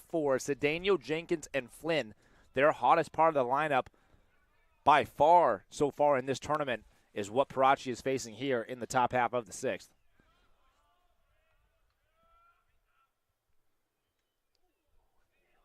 Man, he just drilled Jenkins, I think. Or did he miss him inside? Yeah, it appears as if they did not catch a piece of Jenkins. He got out of the way. I don't know how barely. It didn't. Did that put a hole through his jersey? It hit somebody. I think it hit the umpire. Both made the sound of it, and obviously Dylan Ketch coming out. They're giving somebody time, so I have to imagine it hit the umpire. I thought that hit Jenkins just initially the way he kind of moved and reacted. It looked as if it did, but of course with him not heading down to first base, that's a pretty good sign that it didn't in fact hit him. And that's what we're working off. If there is a shift going on, Will McCarthy's moved over to play shortstop position. Cicada in the shallow center field area. Veneruso back in right center field. Nasty breaking ball there from Dom, but Jenkins doesn't want to offer at it. Yeah, that one up and in on the breaking ball. It broke down to the upper part, still inside. This one swung on, hit hard. The shifted Cicada. Fields throws first.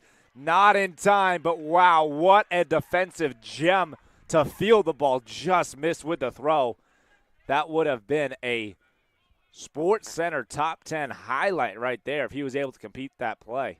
Obviously, I mean, the shift there almost paid off. He was in the right spot, just not able to make a competitive enough throw to Canoe off the bag.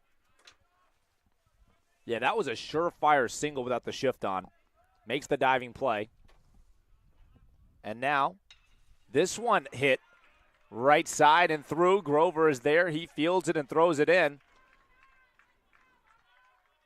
So the 2, 3, 4 hitters that Dom knew were going to be the toughest test for him have put up 2 hits, both singles in this inning, and now Morin finds himself in a big spot. This game by no means is out of reach. Well, 6 hits now for the Hawks, so they have eclipsed what Parachi's average had been in hits per 9, giving up just under 5. And the first time they've been able to locate and put in play that curveball. Foul tip there. Ahead in the count early, Parachi.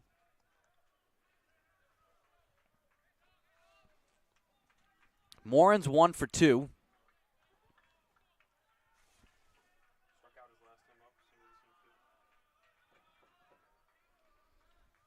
It's this middle part of the lineup that has been just deadly. Of the 6 hits that they have, 4 of them come from the 3, 4, 5 hitters. And that brings out Andrew McKeon to talk it through. Obviously a big spot, more and a good hitter. So I'm going to have to correct myself. Only 5 hits for Roger Williams. They do score that an error on Cicada on how Jenkins reached. So first error of the day for Salve. Still 5 hits through 6 innings for the Hawks. And although that goes into the book as an error, that would have been a single if it were not for on an out of 10 scale, a 10 out of 10 defensive play with the glove, and then he wasn't able to locate the throw. That's a tough error for Dustin Cicada.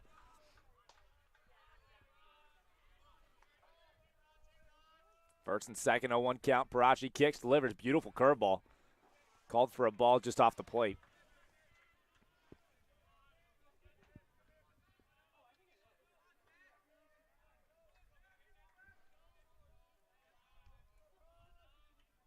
Parachi checks second, and again the 1-1 outside again. And this has to be the biggest at-bat of the day so far. They're down by 5. They need to score a few before they get to the last final 2 frames, to say the least. And this would be the spot to do it. 1 out, runners on first and second. Morin at the plate, their 5-hole hitter, one of their best, just missed there. Fouled it straight back. And now Parachi finds himself in a 2-strike count. And out here would do wonders. Parachi comes set. He checks second. Kicks, delivers, 2-2 pitch, swung on, hit left side. McCarthy's there, fields it, throws to first in time. And they get 1 out. The runners do move up. They advance second and third. But a crucial second out of the inning comes on the nice McCarthy defensive play and the strong throw over to Canoe at first base. Yeah, critical there. So, the Hawks have been willing to sacrifice outs to put people in scoring position. Obviously, that was when it was 1-0. Chasing 5 now here, but a good situation still. 2 outs, second and third. If you're Roger Williams, you're hoping to at least get 1 run, if not more, in here. Yeah, for the 6-hole hitter, Hoban, this is his biggest at-bat of the day. He's got 2 ducks on the pond, as they say, and he's looking to drive them both in. He's 0 for 1, has struck out.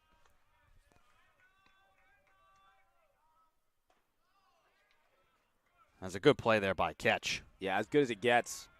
Potentially probably more than potentially, most likely a run-saving pick there.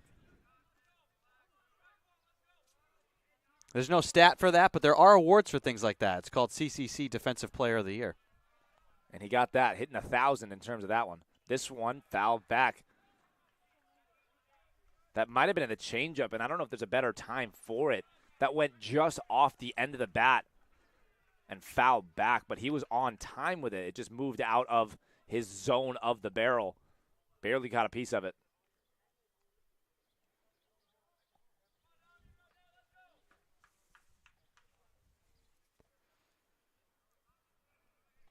And the bullpen catcher, Dominic Rameau, is down there, and it's Andrew Roman who's throwing with him.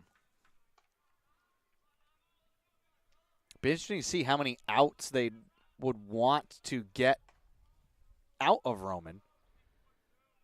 Really all depends on how far Project can go. It has to be over 90 pitches now. Here in the top of the sixth. Big pitch, 2-1 count. Parachi kicks, delivers. Fastball down and away. And the count moves to 3-1 strike. And I believe we'd have to check the record book, but off my memory, and I've been known to be wrong, I think Roman has come in before and gotten 9 outs. Big swing and miss there from Parachi. But obviously you would not want to tax him that much here in this game. Obviously this is a must-win situation. Maybe the calculus is using him to ensure this win and not worrying about the next game until there is a next game. And that would be one way to do it with 2 games coming up against Endicott. You always want to win the CCC tournament, so it'll be interesting to see how they play it. The Seahawks have had the luxury of having their starters go a long way. Most of their bullpen arms are fresh. So it will certainly be interesting to see how they use the final 3 innings of this game with their pitching staff. Here's Parachi looking to get out of the inning. The 2-2 pitch, 2-strike pitch. Fouled off. Another foul on 3-2. I think you hope you can get Parachi can get out of this inning right now, and he can come out and give you whatever he can give you in the 7th. Getting this out would go a long way in terms of allowing for him to pitch in that 7th inning. 3-2 again. Curveball, beautiful. Strike 3, have him looking. He retires the side, leaves 2 men stranded, and keeps it a shutout through 6. Parachi must be butter because he's on a roll. Shutout through 6. We're headed to the top, bottom half of the 6th.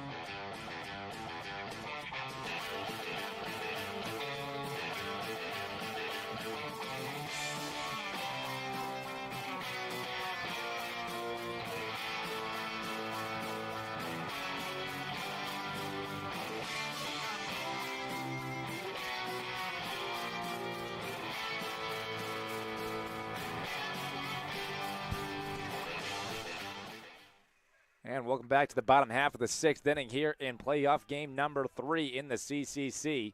Salve Regina owns a 5-0 lead so far, and Chris Veneruso leads it off and watches a great pitch go into the dirt. Curveball, count goes 1-0.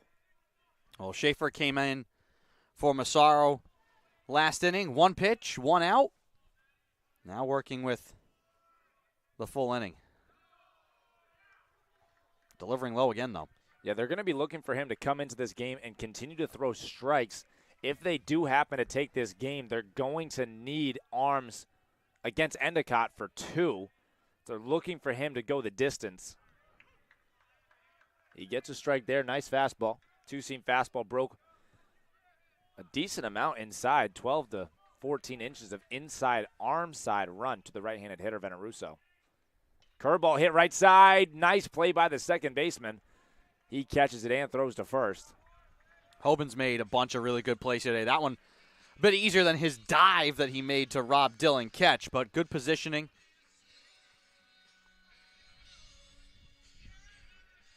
We've seen a lot of good second base play from opponents and from ourselves with Veneruso over at second base. There was the game against Endicott with a second baseman that we will see later on today, or that somebody will see later on today playing on Salve Regina's home field. He had a few diving plays that were quite impressive. Pacheco had a home run that day as well. This one hit hard to right field. The right fielder is there. He's under it, reaches up, and makes the catch. 2 quick outs. Just what the doctor ordered for Schaefer. Well, that game is supposed to start at 3:30. Gulls may be on the road right now. Should be on the road right now. Maybe tuning into this broadcast. So, they're certainly Endicott, we will see you soon. They're certainly going to be well aware of who they're facing. The interesting thing to see is with the Seahawks being more of a left-handed hitting team, and for the majority of the lineup, the Hawks are more of a right-handed hitting team, especially once they get to the later part of the lineup. Could be interesting to see if they make some adjustments on who the starter will be, depending on who they play. 2-strike count here to the leadoff man, D'Amato. Ball in the dirt. Nice curveball from Schaefer. He's been sharp, to say the least. His two-seam has a significant amount of arm side run, potentially 6 to 8 inches, maybe even more, breaking back away from a lefty. And his curveball, late break to it. 2-strike pitch again, fouled off by D'Amato.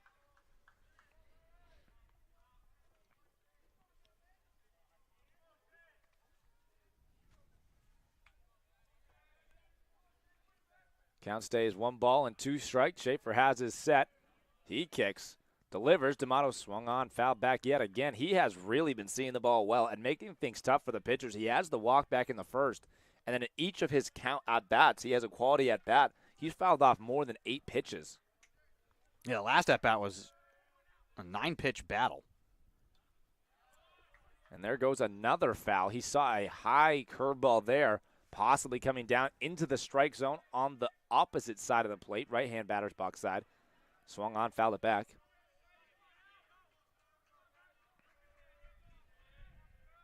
Left center field, wide open. If he does happen to push the ball, great take. Count moves 2-2.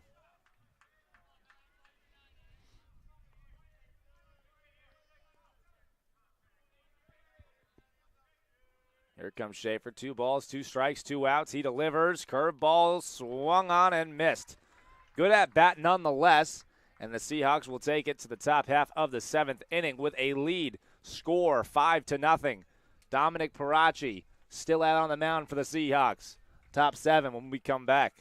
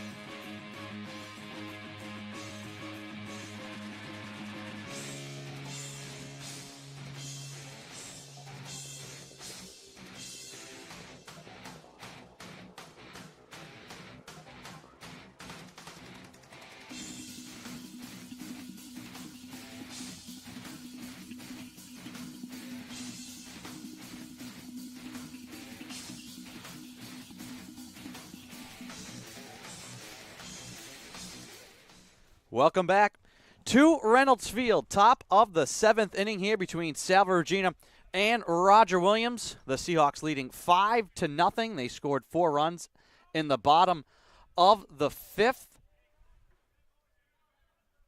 They broke this one open and gave Dom Parachi a little bit of breathing room here.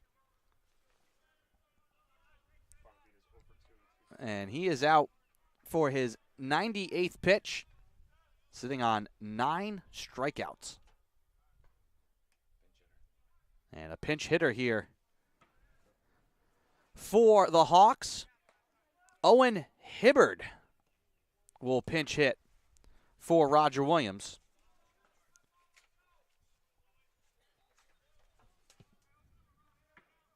Batting .239 on the year. Has scored 20 runs, 16 hits, 3 doubles, 6 RBI. And he'll see the first pitch from Dominic Parachi here today. Breaking ball.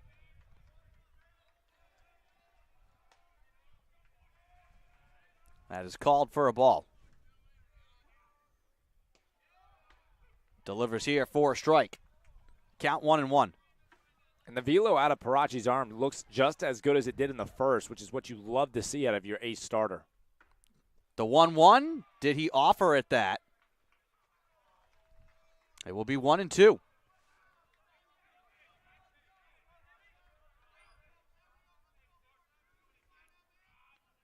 The 1-2 from Parachi. Up high, looking to see if Hibbard went. They'll say no. Count will be 2-2.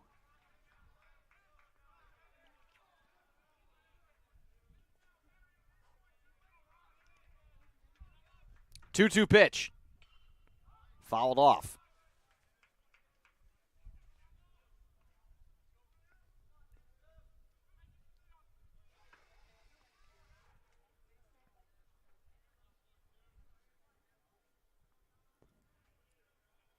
Parachi kicks and delivers the 2-2 inside. Full count now. 3 balls, 2 strikes to Hibbard, who pinch hit for Bonavita. Really good job by Hibbard here. He's seen a lot, a great sequence from Parachi, but he's just able to handle it well. The 3-2. Swing and a miss. Strikeout number 10 for Parachi. Big time stuff. Another 10 strikeout, double-digit strikeout day. He now has 109 strikeouts on the year. The ERA continues to drop. But first things first, he's looking to get out of this 7th inning scoreless through 7. 2 outs to go.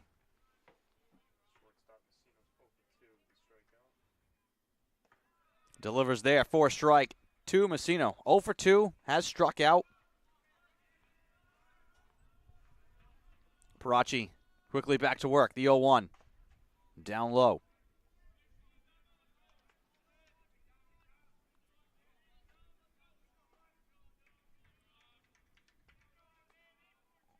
The 1-1. Breaking ball right down the pipe. 1-2. And we do see some gulls streaming out of the field. So Endicott has arrived. They'll await the winner of this game. Swing and a miss from Messino. That game's slated to start around 3:30 if we stay on schedule. Right now the Seahawks in the driver's seat to put themselves in that game. The pitch from Parachi, fouled off. Count will stay 1-2 to Messino, the shortstop.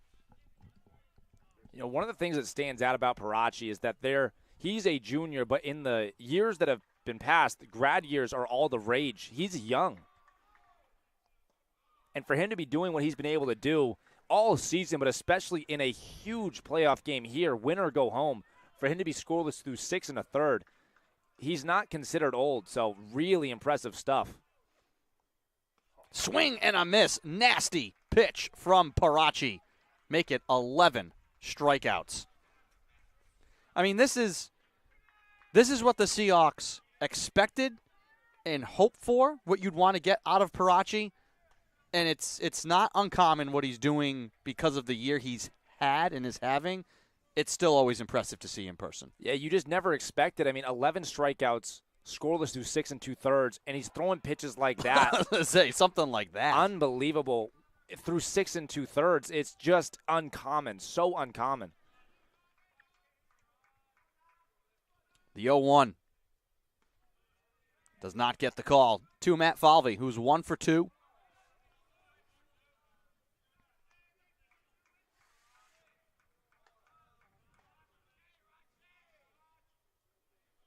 That pitch gets away. And the reason that I mentioned that he's a junior, but that's all things considered not that much, is because he's facing guys that are going to be 22, 23, 24 because of the COVID years that were given back. So he's not like... Here's a fly ball, and right into the glove of Petrosino.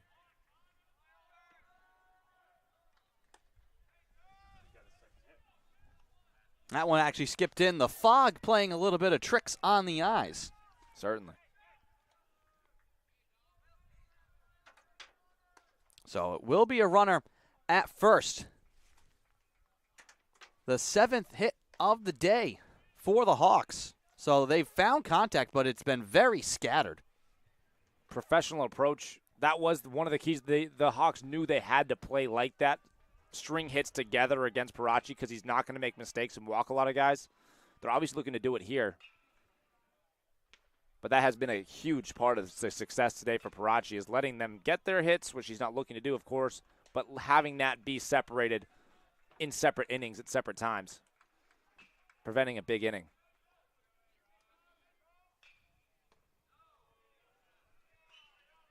Count 3-0 now to Matt Massaro. This will be the 119th pitch. His job was to go to 7. This is his final out, potentially his final batter nonetheless, regardless of result. And he does walk Massaro. So first and second, 2 outs. Seahawks hoping for Parachi just to find a way to get out of this inning. And it's been Andrew Roman the whole time, so the Seahawks hoping to only have to have him come out and get 6 outs and deal with a clean inning. A very professional move here by Dylan Ketch to come out and talk to Parachi to make sure that Andrew Roman is hot for the next batter. As much as there was the hope that you would get Parachi for 7 innings today, this will be his final batter. So Dylan Ketch coming out to make sure that by the time this at-bat comes to a close, no matter how it goes, Andrew Roman is ready to go.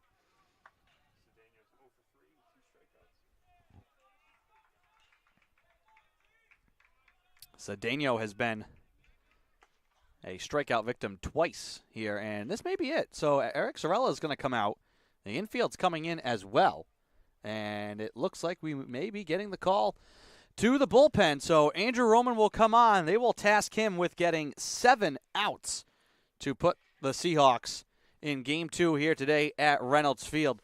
So the day for Dominic Parachi is done. He gets a big hand from the fans and his teammates. 6 2/3, 11 strikeouts, 1 walk, no earned runs for Mr. Parachi, who will take a seat and watch his team go to work for the last 2 1/3 innings. We will take a break and be back. Andrew Roman coming to the mound, trying to close this one out for the Seahawks. We'll be back.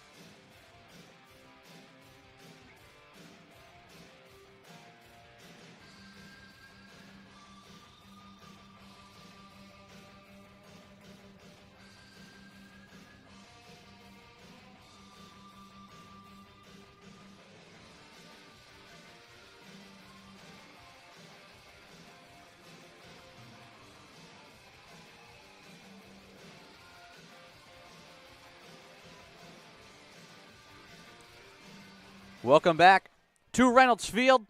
2 outs here in the top of the 7th. Andrew Roman, the Seahawks closer, out to get Sendeo here.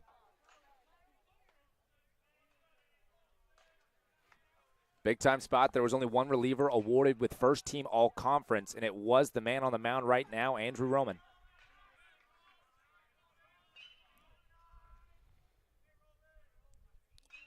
He delivers. That's called a ball.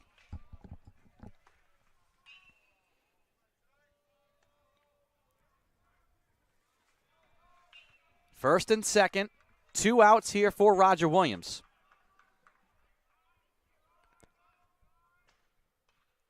Fouled off by Sendeo.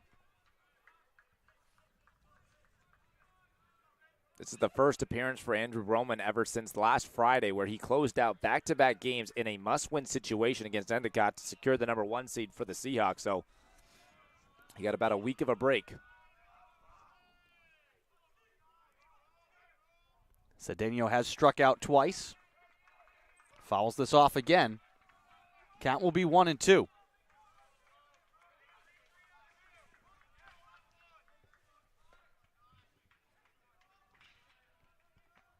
Roman looks in to get the signs from Dylan Ketch. 1-2 count, 2 outs, 2 on here for Roger Williams. Roman delivers on the ground, up the middle. The diving play by Cicada cannot be made. Veneruso backs him up. A runner will come home to score. It will be first and second. A base hit, the 8th of the day for Roger Williams, and they finally bring across a run. First run of the day, and it came on soft contact up the middle. Just a fortunate event for the Hawks as they get their first run.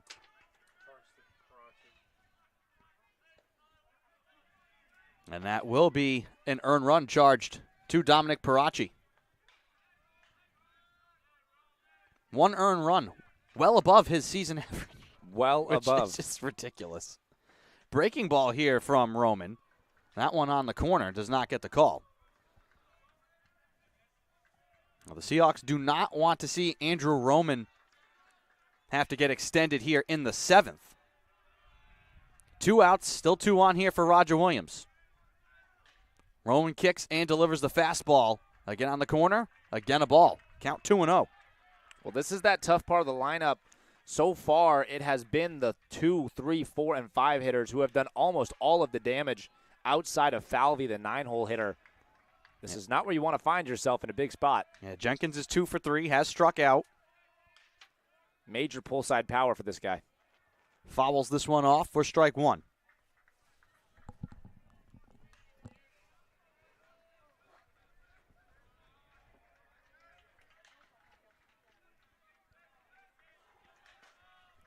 Two balls, 1 strike. 2 outs with 2 on here for Roger Williams. Jenkins trying to extend the inning. Andrew Roman trying to close the door and limit the damage. The pitch. On the corner gets the strike call. Off speed from Roman. 2-2. That pitch was as good as it gets, painted outside corner.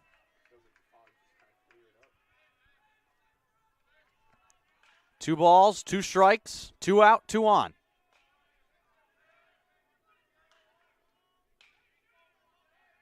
Roman delivers, fouled off.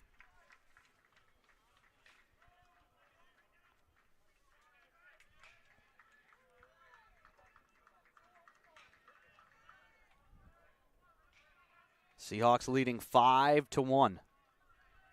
Trying to punch their ticket to Game 2 here on Reynolds Field and end the season for the Hawks. Big threat here for Roger Williams, though. The pitch just misses. The count will run full. That was a good job by Jenkins there, Andrew. He raised his arm. He contorted his body in a way that made that pitch look more out of the zone than it actually was. 3 balls, 2 strikes, 2 out, 2 on. Andrew Roman comes set. He kicks and deals. And there it's going to be a walk. That's the initial indication from the umpire. That one looked like a strikeout. You know, I'll tell you what. Neither side has been happy with some of the calls here today. The Seahawks all thought that was strike 3. Instead, the bases will be loaded with 2 outs on a pitch that looked like it was right there for Andrew Roman. The 2-2 pitch was good, and that one was even more on the middle part of the plate, so very surprising call there. Well, now the tying run is at the plate. The pitch from Roman in there for strike. This is the biggest threat the Hawks have had all day. Bases loaded, 2 outs, trailing by 4. 0-1 from Roman. Knocked foul. Count 0-2.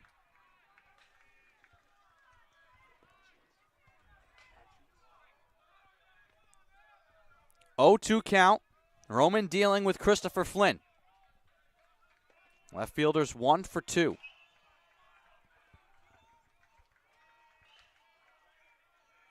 The pitch. Up high. Count 1-2. That's a good pitch there. Elevate the fastball. I wouldn't be surprised to see a buried slider here in the dirt. 1-2 count. Roman deals.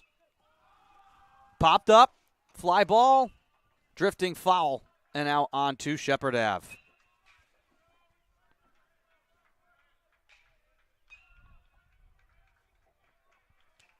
Count 1-2.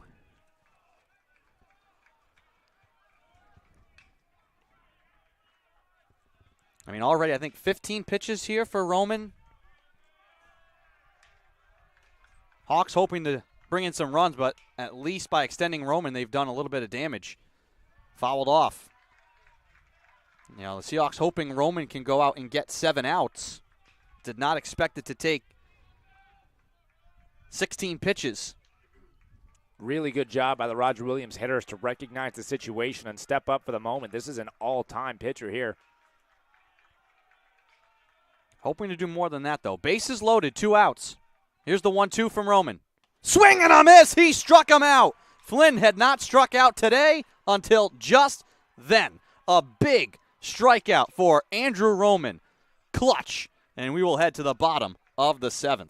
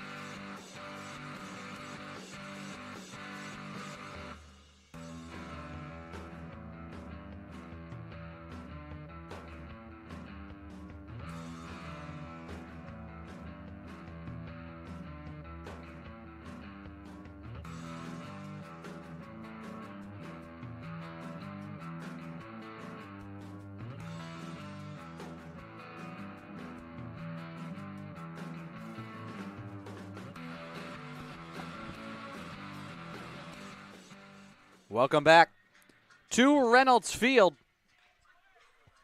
Bottom of the 7th. Seahawks come to bat, still holding their 4-run lead thanks to Andrew Roman.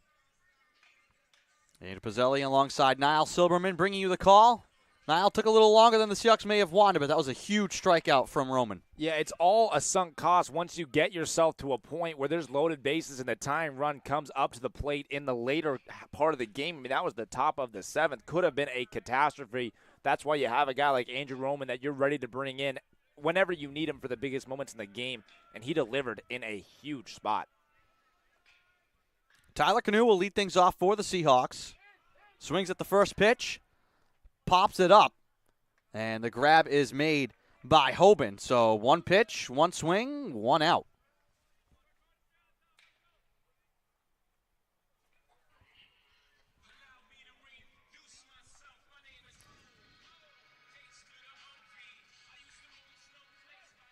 Dylan Ketch will bat now. Catches Seahawks all-time hit leader.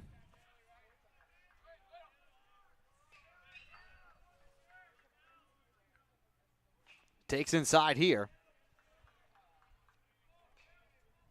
They continue to shift him on the pull side. He's a lefty. Left center field has been open. He's been driving the ball to the left side of the field all day, as he does again here.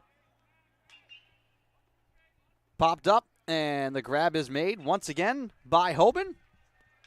So 2 quick outs for Salve.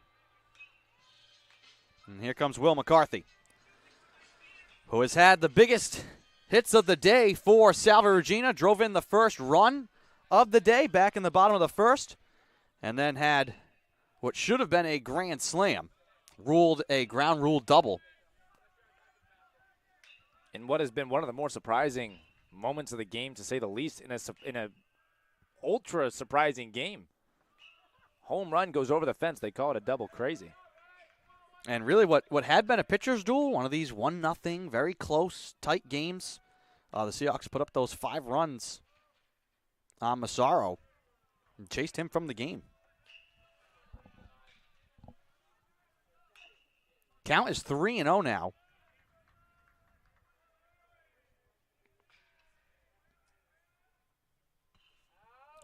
Fouled off by McCarthy. 2 outs, no one on here in the bottom of the 7th.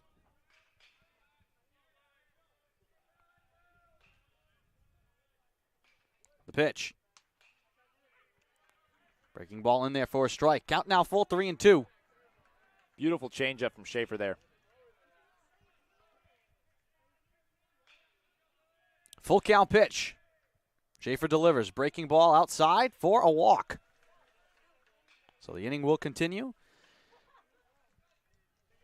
Your ears are not deceiving you. You're hearing the pinging of the bats, but not seeing anyone at the plate swinging. That is because the Gulls are here. They are warming up off to the side of the field near the grounds of Chateau Sommer. And they will be ready for Game 2 here today at Reynolds Field. Fouled off here by McCarthy.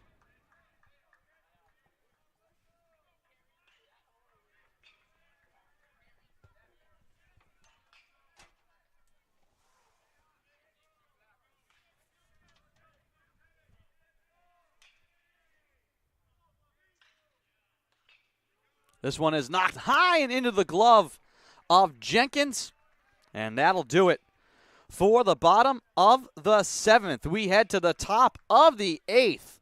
Hawks with 6 outs left to try and find 4 runs. We'll be back.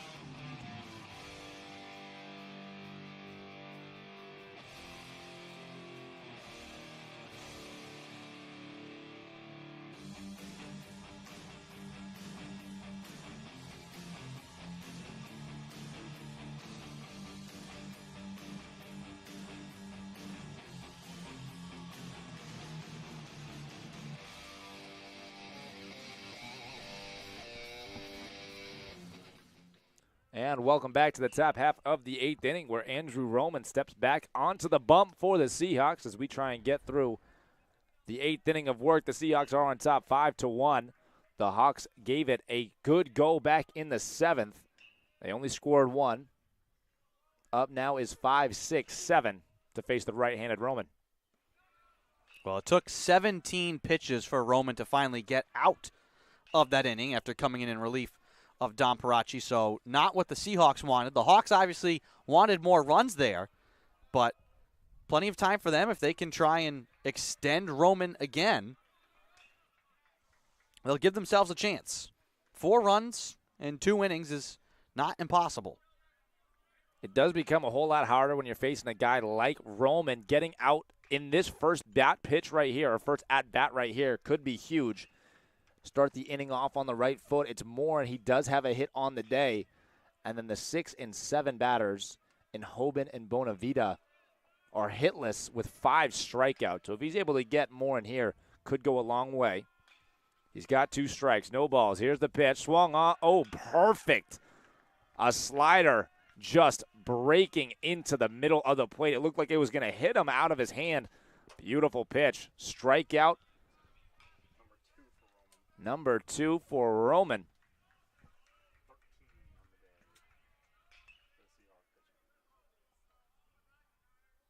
Now the Seahawks are looking for 5 more outs, and they have themselves a win here in Game 1 of what will eventually be a doubleheader for whoever wins this game right here.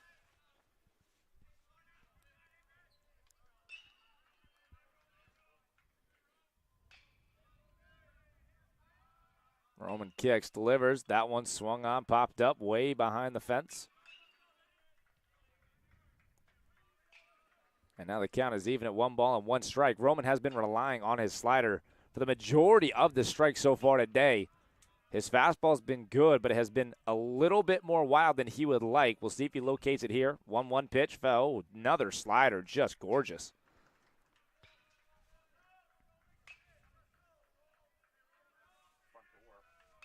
I mean, that pitch is deceptive for me. It looks as if it's going to be a fastball, and it turns into a slider. I can only imagine what it looks like to a hitter. There's the fastball, swung on shot. Third baseman McCarthy's there, fields it cleanly, throw to first in time to make the beautiful play, and 2 outs for the Hawks. That's a great play by McCarthy. Charging in, making the grab. No time, and just whips it over to first base.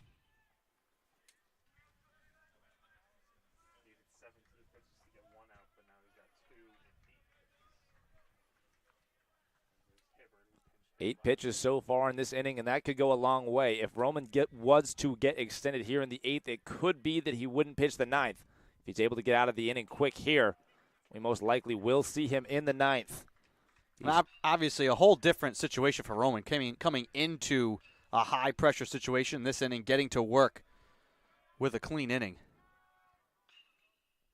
Another chop. Third baseman McCarthy's there. Nice play with the glove. Throws first in time, and that will do it for the top half of the 8th. Roman works quickly, and McCarthy makes 2 beautiful plays over at third. We head to the bottom half of the 8th. The score is still the Seahawks 5, the Hawks 1.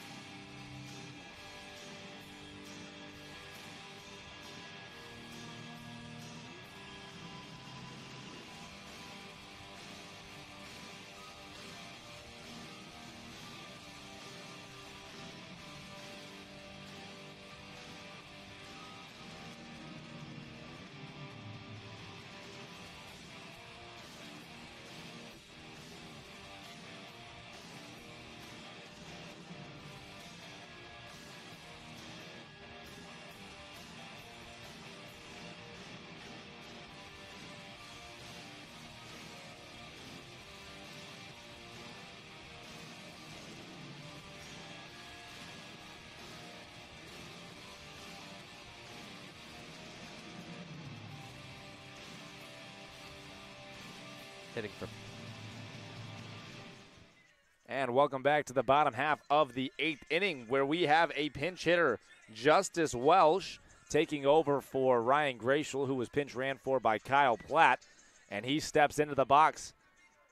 The Seahawks on top, 5-1, still facing Schaefer, who's been very good in warm-ups. You see that two-seam fastball just absolutely coming back arm side in a spectacular fashion. And then he has that curveball that we just saw there. Schaefer's been good.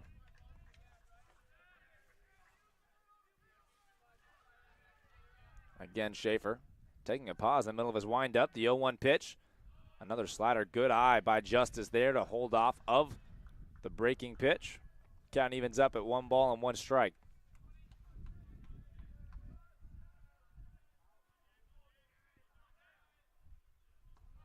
And now Justice, another good take there. 4-seam fastball just a bit below the zone. He takes it. Count moves to 2 balls and 1 strike. 2-1 pitch. Schaefer delivers. Swung on, hit hard, but foul. And now in the neutral 2-2 count.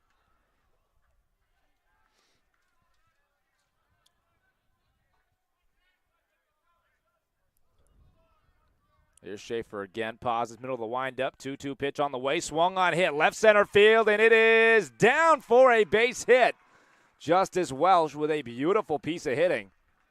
And he takes a 2-2 fastball into left center field for a leadoff single. Well, you're a pinch hitter. You've been sitting on the bench. You want to come up. You want to swing the bat. Showed patience early in the at-bat and then found the pitch he liked. Did his job and then is immediately pinch ran for. And that does bring in Jared Beniers in the game to pinch run, but it is a beautiful thing. Justice Welsh had so many opportunities to do just that during the regular season, and now as playoffs is really coming, in full throttle at this point in time, having somebody that you feel comfortable with, you being the coaching staff for Salve Regina, feel comfortable with going to in a big spot in the 9th inning or the 8th inning, whenever you need him. Justice Welsh has been there many a time, and once again, pinch hit. He basically played baseball for about 3 minutes today, and what he did was bat 1,000, do exactly what was asked of you. A really good day for Justice Welsh, although he only really played baseball for, less than 2 minutes. Gives the Seahawks a chance to add on another insurance run. Which is not an easy thing to do. To be a pinch hitter, or a pinch runner in a situation where, hey, you're bringing you in to steal second. You've been sitting all day and you have one job. That's a lot of pressure. Obviously, this wasn't a pressure situation here for Welch, but he has come in pressure situations. It's not an easy task. You can never forget the RBI, the 3 bases clearing double he had back in the middle part of the season in a pinch hit opportunity. I believe that was the 8th inning. I think it gets Curry. I believe so. And that was a huge spot.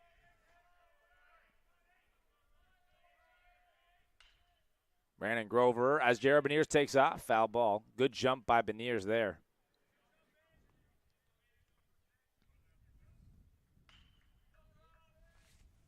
There is nobody getting warm in the Seahawk pen. Now Mike Matthews is coming down to the bullpen. We'll see if he starts to get loose, but it looked like Roman will be going in the 9th no matter what for the Seahawks when the top half comes around. Pick back to first. Jared Beniers back safely.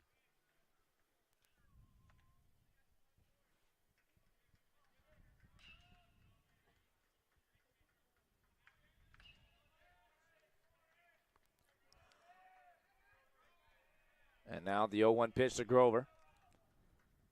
Way inside, taken for a ball.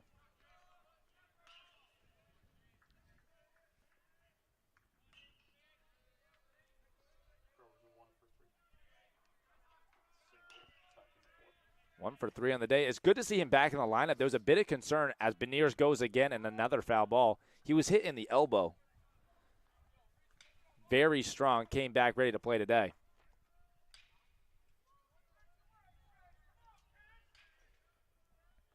Two-strike count for him.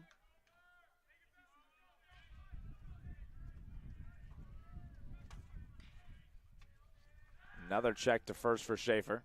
Back safely is Beniers.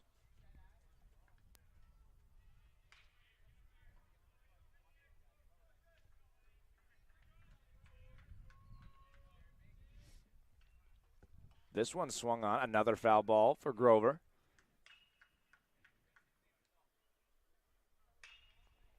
Oh, the Seahawks are making Schaefer work. Still showing the same discipline as if this game was scoreless with the 4-run lead. And Beniers takes off again, and again he will have to go back to first after attempting to steal second. Another foul ball off the bat of Brandon Grover.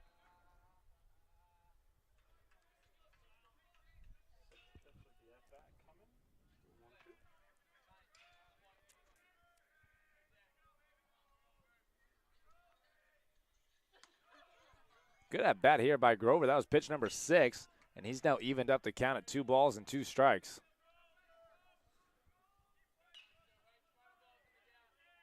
Here's Schaefer.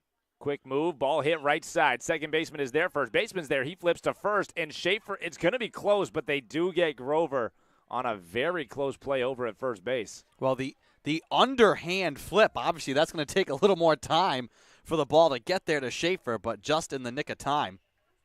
Good PFP. Schaefer had to time that perfectly. He comes off the mound on a hop step and gets over. If he was a half second behind, it would have been another single. Runner on second. Chris Veneruso up at the plate. He is hitless in today's game. Does have a hit by pitch. Schaefer checks on Beniers. Good secondary lead for Beniers. Now there's a pick back to second. Beniers, good speed, back safely. On that time, the throw from Morin was high, making Messino really have to reach up for it and then come down to apply a tag. That gave Beniers that extra second.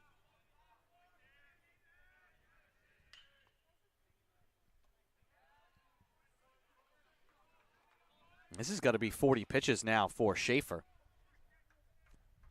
Schaefer really having to work. Nobody getting hot for Roger Williams in the bullpen.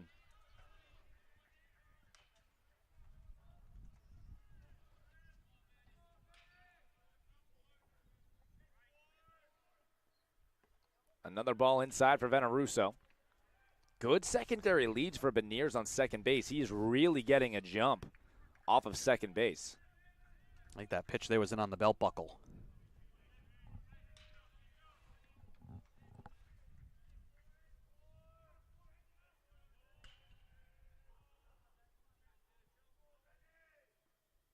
This one chopped, shortstop. Messino there. Fields it cleanly, throws to first, and that is in time. 2 outs. Beniers does get to third base on the play. And now the 9-hole hitter, the man with 2 hits. Dustin Cicada will step up to the plate.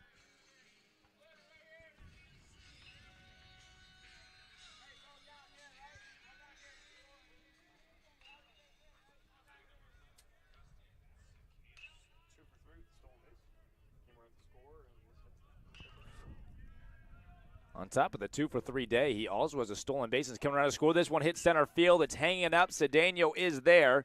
He reaches up and he makes the catch. So that will do it for the Seahawks here in the bottom half of the 8th inning.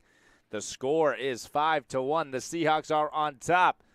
They're looking to close it out and get themselves to Game 2 on this Friday afternoon. We'll be back for the top of the 9th.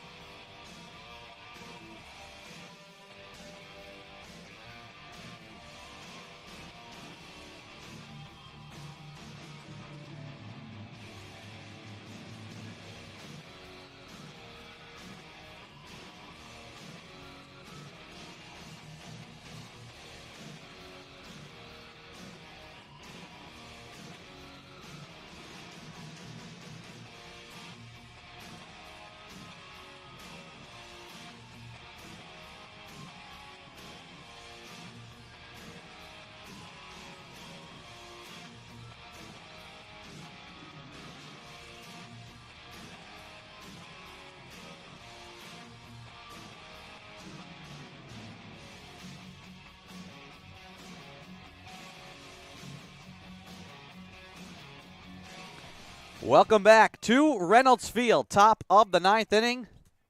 Andrew Roman looking to close the door and end Roger Williams' season here on Reynolds Field. These two teams have met in the postseason the last 2 years that there were conference tournaments. Seahawks topped Roger Williams here in 2021 last spring, won the Commonwealth Coast Conference Championship on the Hawks' home field. Great interstate rivalry. Roman delivers here for a swing and a miss. A lot of late life on that fastball. It's coming out of his hand at 89.90, but it's also reaching the plate at 89.90, which just means that there's a very high spin rate on that ball. Swing and a miss again. Yeah, that is as good as it gets. He tunnels a fastball in the upper part of the zone with a changeup on the inner part of the plate. It doesn't get better than that. 2-strike count now. Massino has struck out twice here today. The pitch, make it 3 times. Swing and a miss from Massino. 1 out. I'll tell you what, we were lucky enough today to see some great pitching from both sides, both teams, both dugouts, and especially from Don Parachi. That right there was the best at-bat of the day from a pitcher perspective. Just tunneled the heck out of that at-bat. Fastball, changeup, slider, all based on an up-and-in fastball. Great stuff. Roman delivers the breaking ball here. Does not get the call to Matt Falvey. He was 2 for 3 here today. Both teams have 8 hits. The Seahawks, though, have just been louder and in better situations. Swing and a miss. Count 1-1. 1 out, no one on. Seahawks leading 5-1 in this elimination game.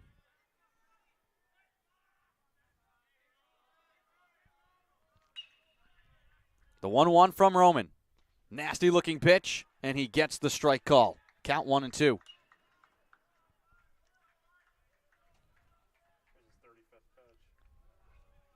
This will be pitch number 35 here for Andrew Roman, coming on in relief to try and close this game out. And it just misses. Count 2-2. We'll see how he plays off that. It was an elite 2-strike approach for him to go with his fastball and then the slider on the inner half. He missed with the slider there. I'm interested to see what he does based off of that pitch. 2-2 count to Falvey.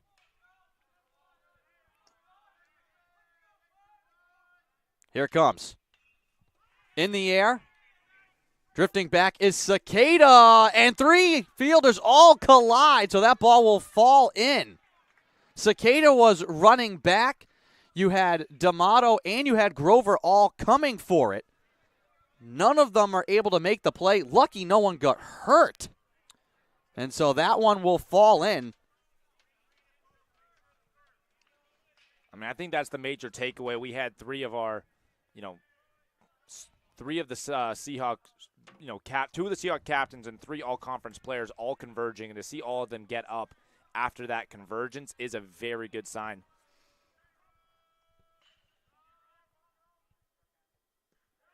Here's a pitch outside for a ball 1 to Matt Massaro, who's 1 for 3.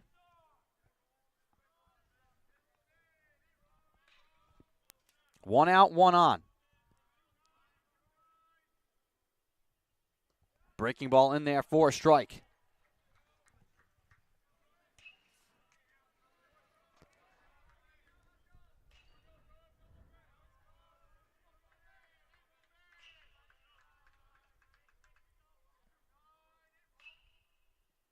Swing and a miss. Count 1-2. 1 out.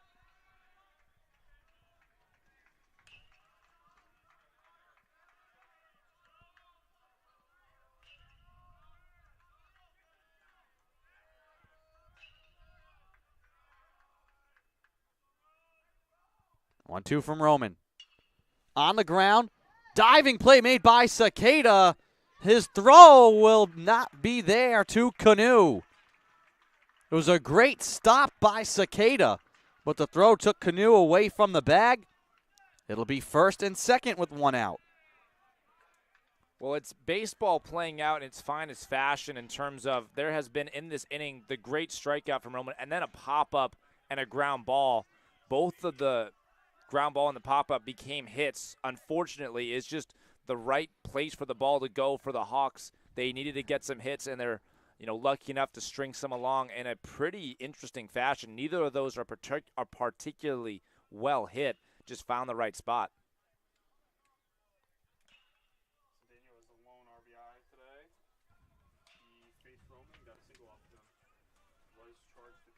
Cedeno 1 for 3, has an RBI, has struck out twice as well.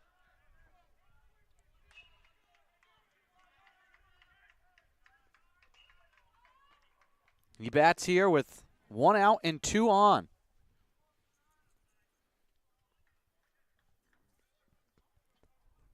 Seahawks have asked Andrew Roman to come into this game and get 7 outs. He's got 5 of them so far.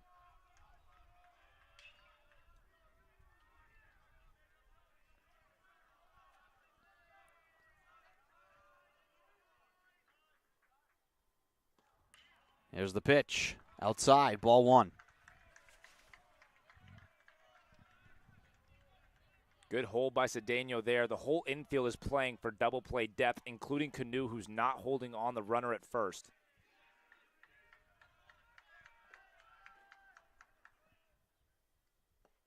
Pitch inside.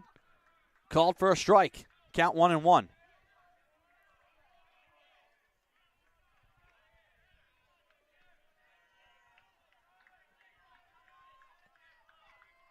One ball, 1 strike. 2 on, 1 out here in the top of the 9th. Andrew Roman kicks and deals. Hit on the ground. Slow roller. Veneruso throws to Canu. It will be second and third, but now 2 outs. Very smart play by the Seahawks there. They could have gotten aggressive and gone for the double play, but up by 4 in the 9th inning, you want to ensure to get that second out. Now the Seahawks are 1 out away from a win in Game 1. Brandon Jenkins, who's 2 for 3, has struck out once. Bats here to keep the Roger Williams season alive. Second and third, 2 outs. Roman comes set. Kicks and delivers. Ball 1.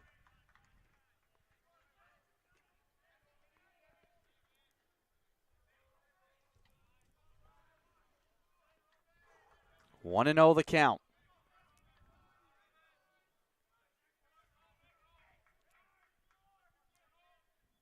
Roman's pitch fouled off. Count even 1-1.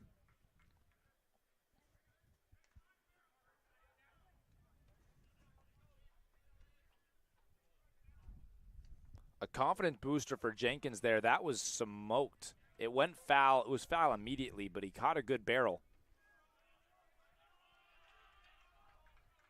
1-1 the count, 2 outs. Second and third here for Roger Williams. Jenkins at the plate. Roman's pitch fouled off. And the Hawks are down to their final strike. 1 ball, 2 strikes.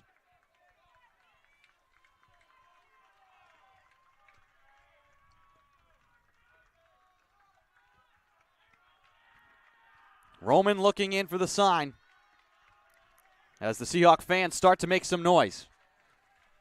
1-2 count. Roman trying to deliver the Seahawks the win here today and eliminate Roger Williams from the tournament. The pitch. That one misses inside. Jenkins not chasing. That was a great hold by Jenkins there. He just fouled off a fastball the other way. And for him to hold off the slider that appeared to be in the strike zone, if it were going to be a fastball, very impressive. Roman comes set. The 2-2 up high. Count now full. 3 balls, 2 strikes. This is a massive pitch.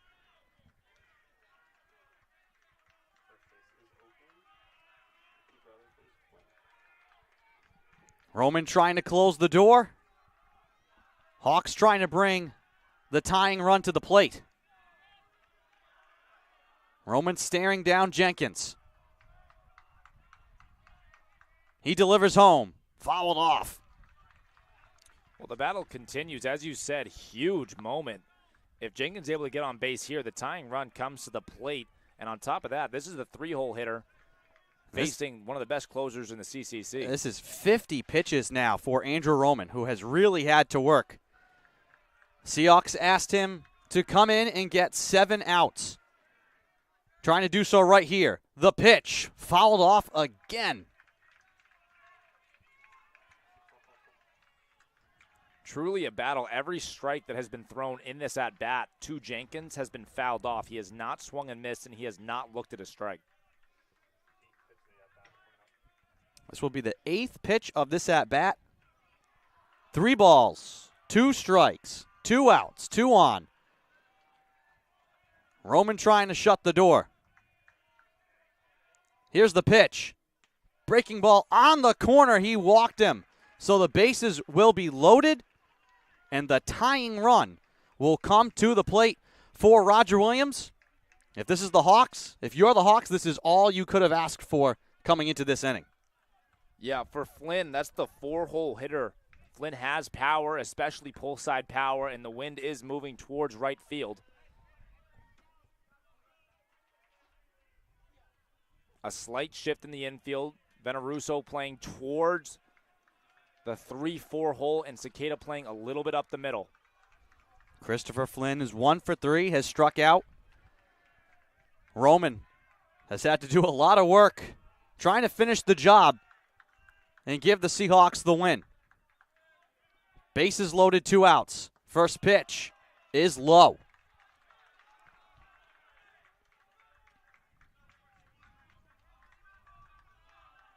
Well, these are 2 of New England's best. We could not have expected anything other than a high-pressure finish here today. Roman delivers, breaking ball. That one does not get the call. Very close. Count 2-0. Well, one thing to watch for, this is the most pitches that Andrew Roman has thrown in a game considerably. Still nobody warm in the Seahawk pen. Andrew Roman will finish this game. The 2-0. Fastball for a strike. That was a beautiful pitch and no better time for it, Andrew. 2 balls, 1 strike. Bases are loaded. Roger Williams trying to stay alive. Roman kicks and delivers. Inside. 3-1.